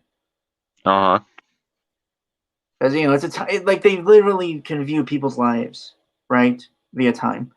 Yeah. So I'm thinking that he learns about it and he tries to change it, right? But I think because Loki is a very complex, interesting character. Doesn't get a lot of spotlight in that aspect, though. I mean, it's more subtle with his character development than anything. But I'm thinking, after everything he goes through here, and he goes back and stuff, and like he knows what's going to happen and all that.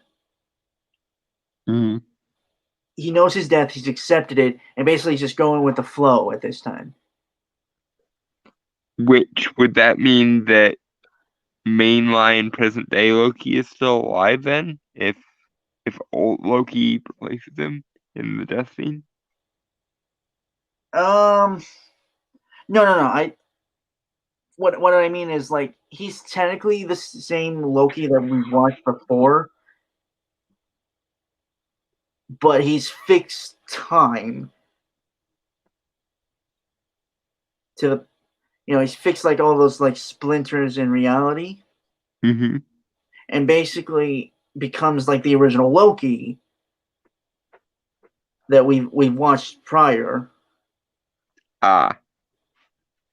and it has accepted that he will die by Thanos' hand, and accepts that, but has to keep up that persona for years Mm-hmm. in order to make sure things run smoothly.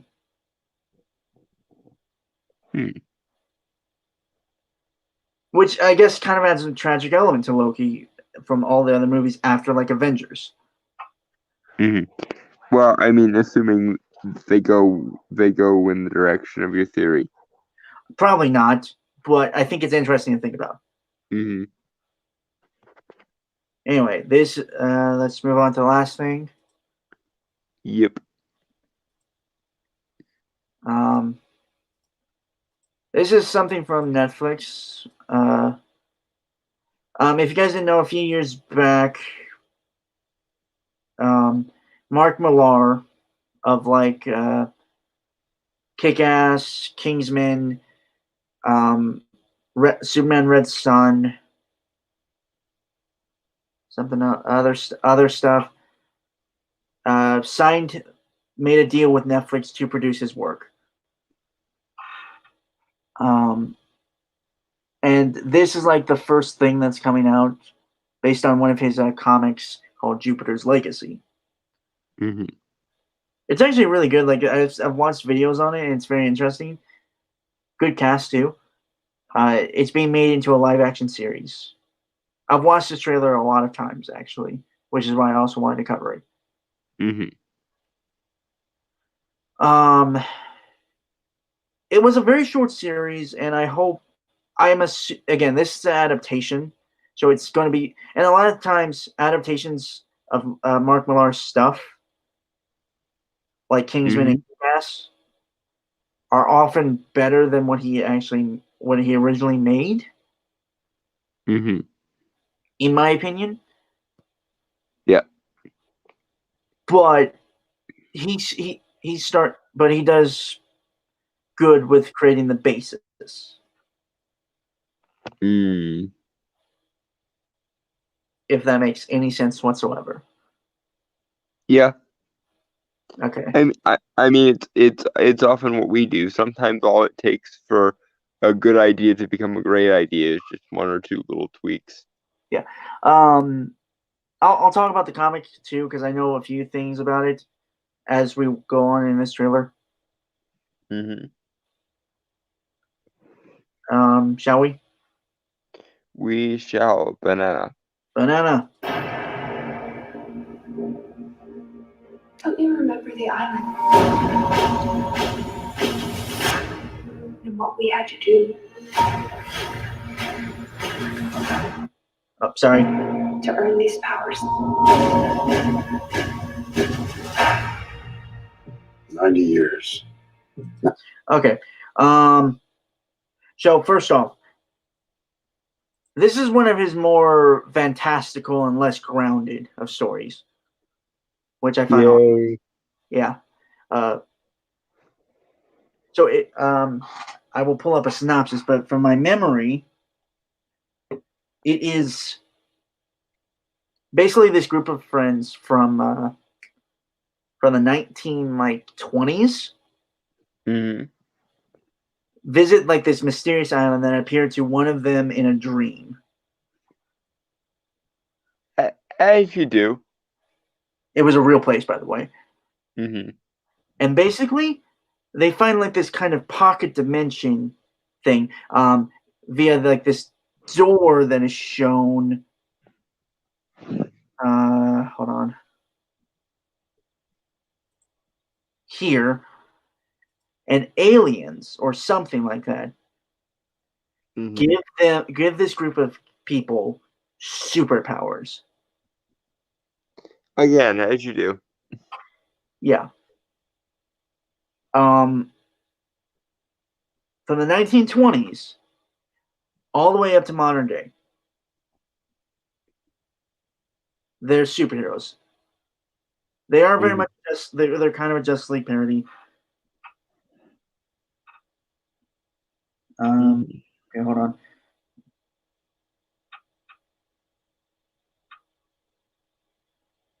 I'm trying to pull up the synopsis. So okay. Oh no, 1932. Okay, so I was a little off. Mm.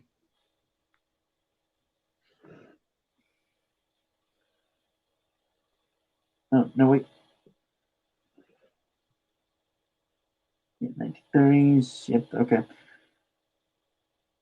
Yeah. No, it's just like it's a really interesting one. And again, like I hope they expand more on it because it was only like 10 issues of a series.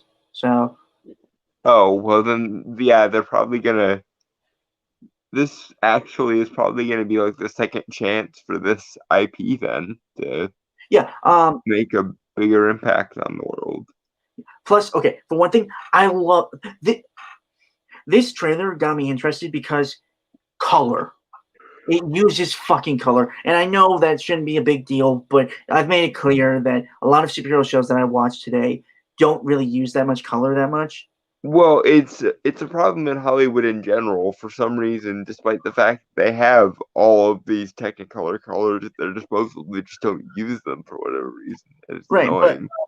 specifically why I'm bringing it up is because like it's a comic. It's based on a comic book, right? Yeah. So the colors have to be more Vibrant thank than you. usual. I lost the word there for a second. Vibrant. And like from the frame I have pulled up here, one thing, this looks like a fucking comic panel. It do. Which, oh my god, like seriously. Mm-hmm. Like, I'm not trying to say anything. Like, I'm not trying to like over conflate this, but I generally might believe until I might have to watch the first few episodes, Mm-hmm. but I generally from what I've seen so far from this trailer, Yeah. I Mhm. legitimately think that the people who are working on this show not only have respect for the comic, but for comics in general. I would certainly hope so. It's kind of annoying when they get people on a given project who hate the very premise of a given project. But I like how they're already kind of changing things here already with like the whole earning these powers from the island. Where Uh-huh. where I think in the comic they were just given them. Neat. So that's good, and I hope they do they're doing multiple flashbacks. Oh, and dude, they have a Batman character, right? Guess who was playing him? You'll love this a lot. I have no idea who. Matt Lantern.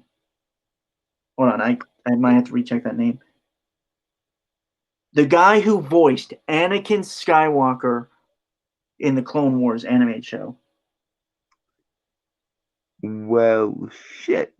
I mean, he is also an actor, so Yeah, but still. Well played, show. Well played. yeah, Matt Lantern. Yeah, but this story itself is more about the whole difference of generations. The whole Jupiter's Legacy. So, Mm-hmm. and I realize it's an old used story, like a trope in superhero stories, obviously. Mm-hmm. But I'll bring it up as we go on. Shall we, Banana? We shall banana. Oh, Josh Duhamel is playing like the Superman character. Yeah, he was Linux in Michael Bay Transformers movies, like the early ones. Mm-hmm. He's also played. Well, that's how most people would know him. But I remember watching him on a show that is unfortunately canceled called Battle Creek, where he was like an FBI agent and stuff. It was really Interesting. They're a good show. Cut too soon. Not a Fox show though, which is surprising. Mm-hmm. Yeah. Fox never knows what it has. It was a Ever. CBS, it was a CBS show. Only got one. It only got one season, which it was good. Like it was a comedic cop show, but it tried to play itself serious. Like it had one episode where it was like I know I'm going on a side tangent here, but just like super comedic stuff. I mean, like it had comedy, like it was a comedy, but it took things seriously with like the cop stuff, right? A syrup cartel story, Interesting. like a whole black market of like maple syrup. I'm not even kidding. I have a weird taste in stuff. But Anyway. That's why we love you. Yeah. Anyway, Banana. 90 years, and what do we have to show for it? We've made a difference, show.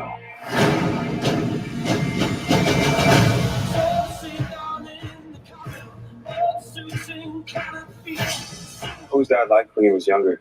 Nothing ever rattled him faster. The man I knew was never. Okay, hold on, let me pull it up here because there is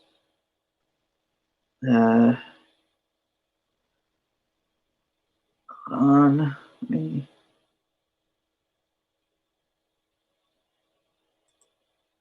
Yeah. Okay, so here's a picture of Josh Duhamel as the Utopian, aka the Superman archetype or Superman character.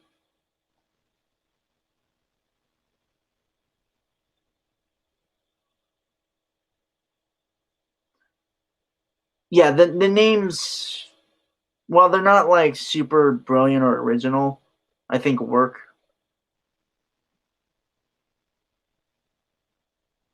Hello?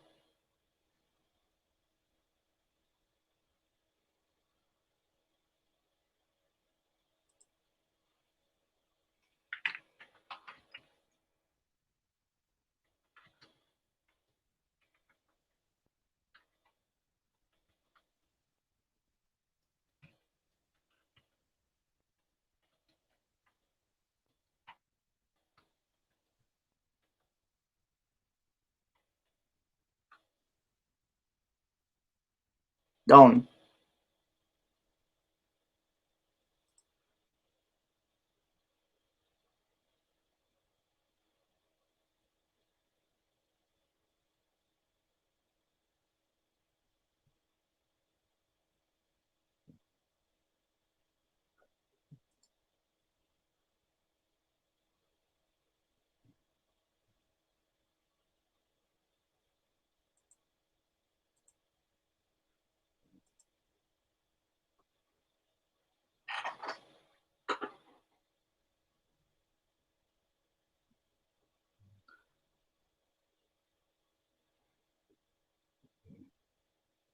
Don't? Like, can you hear me?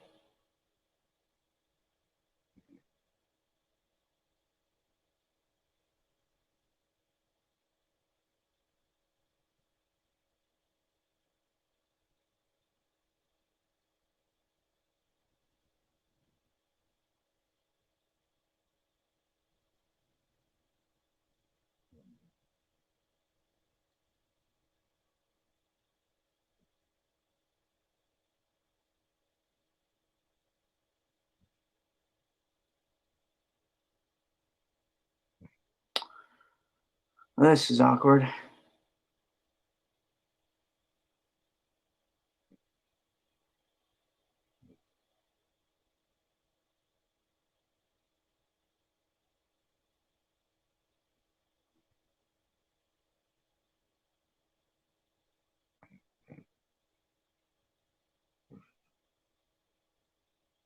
Don't.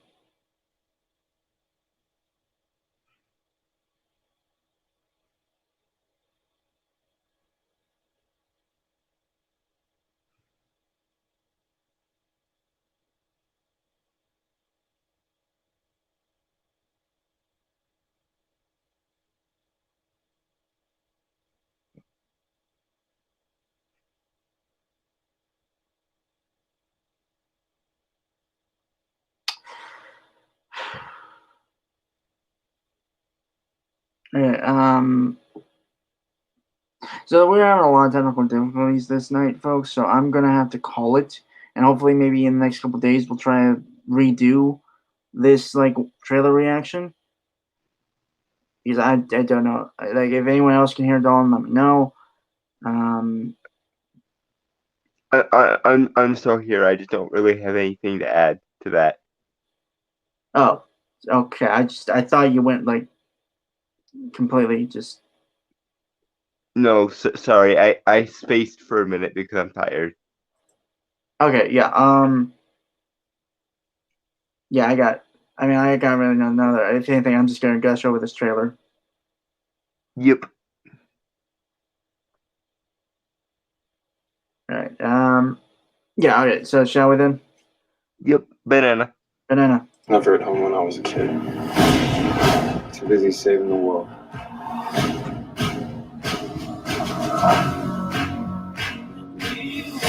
Brandon, Chloe, everything you do is a reflection on this family. You have to be the ideal. Yeah, and that's a thing that's brought up, and like it's a thing with Superman too. And I can see why people are bringing this comparison to like Superman and Lois, possibly with just like how it looks and stuff. But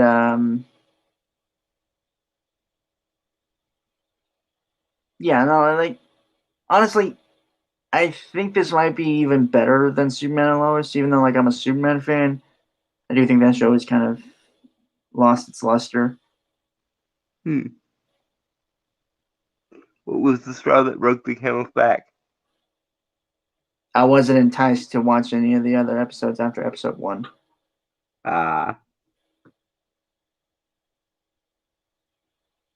Yeah.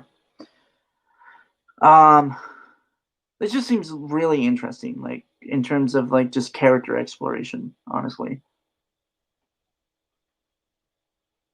And like I know we had a huge talk about like inferring, like looking at this from like a quote unquote meta level.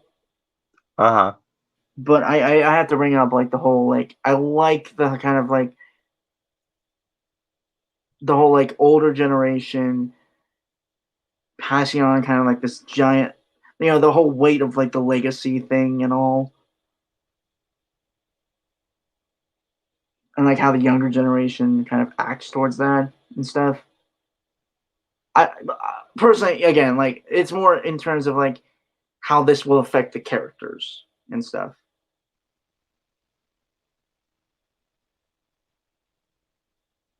If that makes any sense at all. Yeah. Okay. Yeah. Okay. So I got nothing really else to say. Yep. Banana. I do have the rules from the the rules set in the world of the comic weren't as defined. Because like technically the Union, which is like the Justice League, right? It's supposed to. They're the only ones in the world who had powers. Like they were the only superheroes. So I hope they keep in line. But in like the comic, there are multiple superheroes and supervillains and stuff, which is fine. Like I kind of expect like you introduce actual real superheroes in the world. There are going to be like the world is going to become more what's the word? Fleshed out. More okay, not extraordinary because that was all that infers that the world wasn't extraordinary before. What I mean is like threats and stuff become larger, and like you actually get like people who want to become supervillains and stuff like that to rise with the superheroes. Again, I just hope they get weird with this, And that's my rallying cry whenever any new thing comes out. So I can't help but agree. Yeah. Get weird and stay weird. It's the weird we come for. Well, by weird, I obviously mean more like maybe tap into a little bit of Silver Age weirdness, like with like aliens and stuff. I mean, they kind of have that with one character, Mm-hmm. but yeah. My question is, what's going to be weirder, this or Umbrella Academy? Because I mean, Umbrella Academy had the sapient goldfish piloting a robot body thing, so there's that. Probably a human body, actually. Hmm. I'm not entirely sure. Shall we? We shall. Banana. Banana. No one can live up to the ideal. Not even Dad.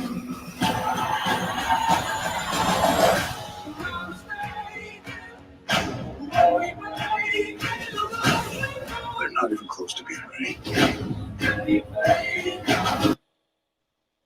I like the music. Like it just has. It gives it a better. It just gives this really cool feeling to it.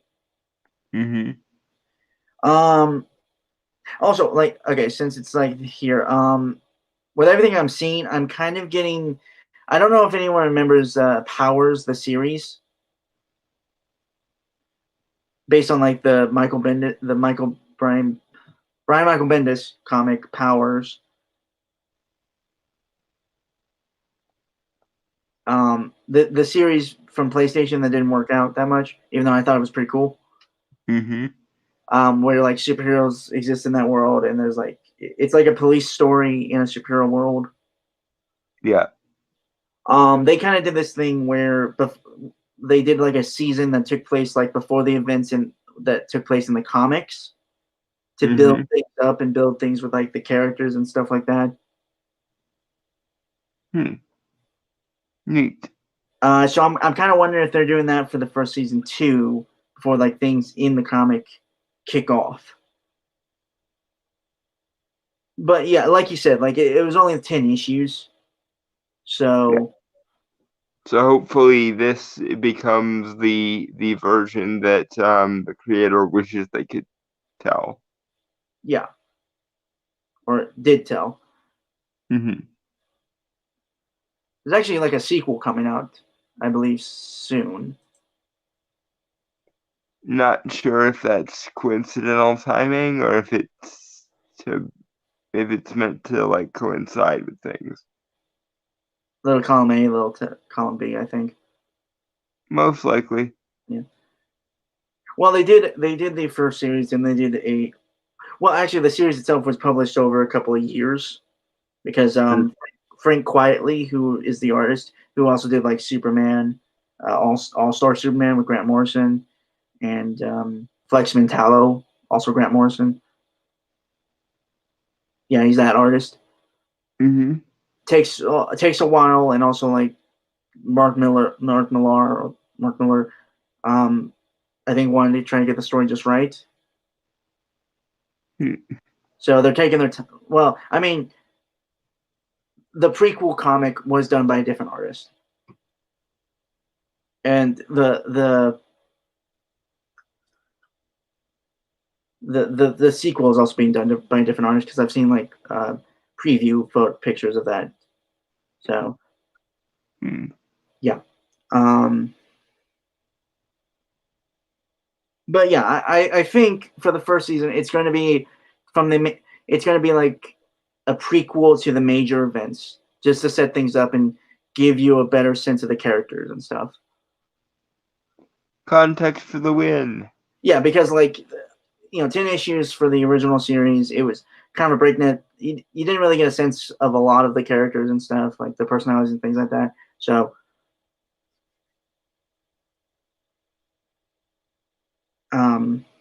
okay, so shall we? Banana. And I'm doing everything I can to keep this family from falling apart. Well, it's not working. It used to be that you protect your country. They call you a hero. Oh, I also feel like I should bring this up. Some people are drawing comparisons to Watchmen, right? Mm-hmm. And I can see that, obviously. Especially the first generation superheroes, the ones that fought in World War II. And also, like they're technically like the golden age, simpler, good and evil thing. I thought of this comparison. It's what 2019's Watchmen HBO series wants to be. Honestly, that's what I'm getting, at least. Yeah, kind of. It's a very, very apropos Dude, comment. that suit, dude. Like, it's both comic accurate, but also like it looks like it literally could exist in the real world, because it does, obviously, for the show. Mm-hmm. And also, like, even at night, like the red is vibrant and stuff. Like, it's not muted or anything. It pops. I know I'm making a big deal about it, but still, like, the use of color is woefully underpracticed lately, so congratulations, show. You get 1 point. It should be an automatic point, but alas, it is not. right. But yeah. Although yeah, actually, no, I got none. Again, I'm really invested in, like, I want to get my Netflix subscription again, just to watch this. Mm. And also maybe Dragon Prince as well. Yeah. Assuming they ever get around to making the 4th season. They have valid excuses. You know that. I know that, but still, I want my Dragon Prince. I am so glad I pointed you in the direction of that show, man. Yeah, you and me both. And also, fuck you for making me now addicted to a thing I have to wait for. I mean, there is subsequent material, dude, like comics and books and stuff. Mm-hmm. You looked into those, by the way? I looked into the comics. I haven't read any of them yet. Okay. Just curious. All right. Shall we banana? We shall banana.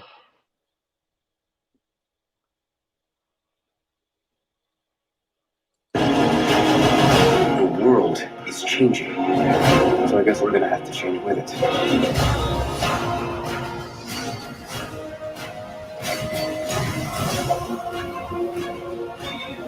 don't know whether I can do this anymore. If you do the right thing, somebody dies. Okay, I think I had to turn down the quality just to make sure it runs more smoothly. But what do you think of that tagline? No legacy lives forever.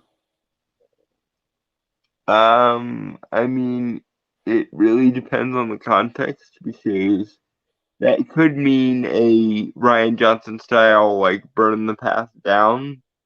Or I don't think so in terms of the show. Obviously, I think more. Oh well, what's the or that you said? That you were going to say? the or is just, forming your own legacy from the ashes of the old one, kind of thing. Yeah, I'd argue the latter mostly.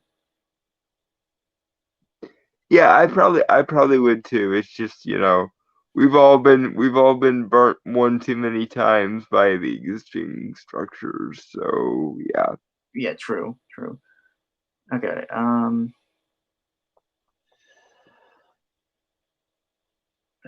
We got 40 more seconds. So shall we banana? We shall banana. This was a very long throw. You do the wrong thing, somebody dies. So what would you do if you were the one calling the shots?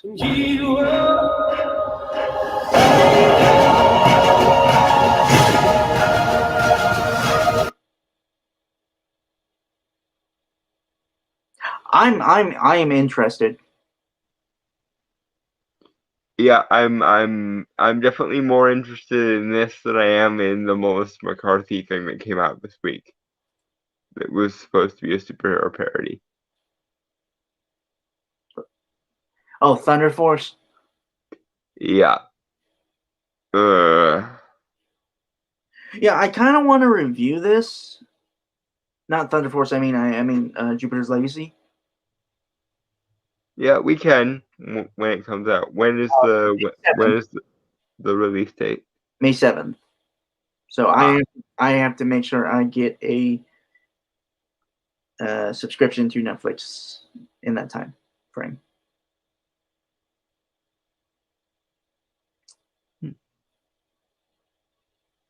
Maybe I can get a card or something. Yeah, maybe. But yeah, I'm so interested in this because it looks good, and I think we're finally kind of.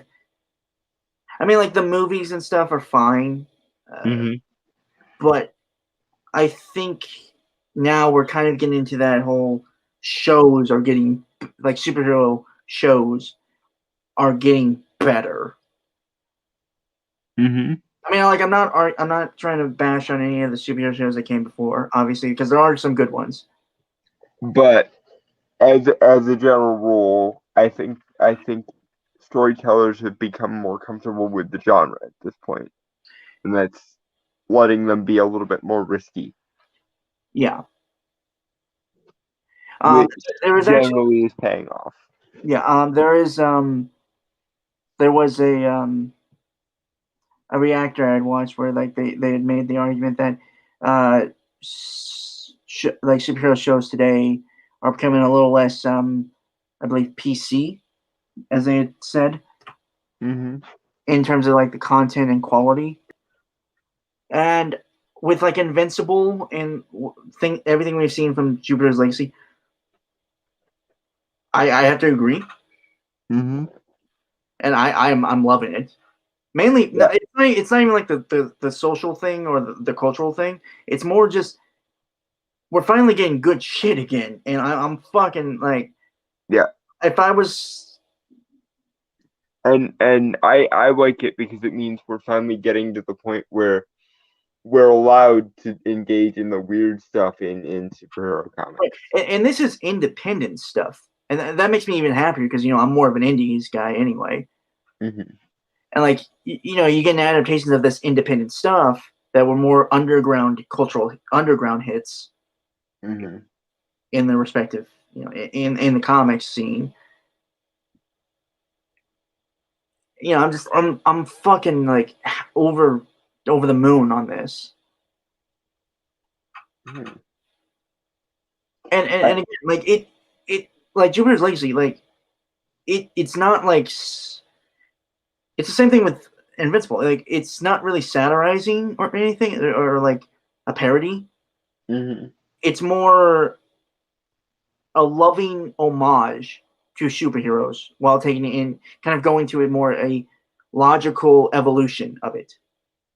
And again, like it's an adaptation, so it's going to be different from the comics, and I'm fine with that as long as it does.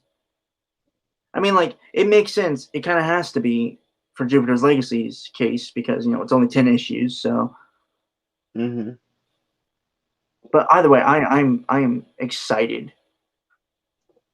Well, I hope it pays off for everyone's sake. Yeah, they released it on April 7th, like literally like the trailer, a month away from the actual release date, which I found really cool and funny. Neat. I think I had like a good 10 or 20 views to the trailer itself because I kept rewatching it. Just because like I found it so interesting, and like I said, like it really is what Watchmen 2019 should have been. Which, yeah, Watchmen 20. If you liked Watchmen, if you like Zack Snyder's Watchmen, you will hate the Watchmen TV show. He's really bad. What's weird is like it had an interesting concept that I got from it. Like putting like vigilantes and superheroes in actual police/law enforcement roles. Like see how that would work.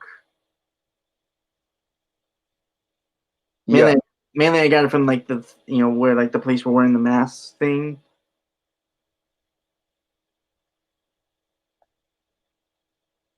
Like the standard like patrolman wore like the yellow mask behind their eyes.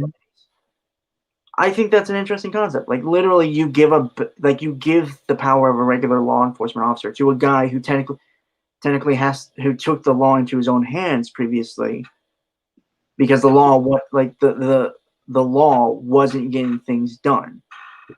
Yep. Vigilante justice is a hell of a drug. Yeah, and so the idea I would propose for a story and is obviously, what if you give a vigilante the power of the law? Uh-huh. Now that I say it out loud, it actually sounds really fucking terrifying, honestly. Yeah. It's one psychotic episode away from straight up mob rule. Ugh. I mean, still be pretty interesting to explore in a story, obviously, but Yeah, but life would suck. mm-hmm. All right, so with that, folks, I want to say goodbye, adios, aloha, avideze, sayonara, peace, cheers, and Ignore the commentary and fuck off.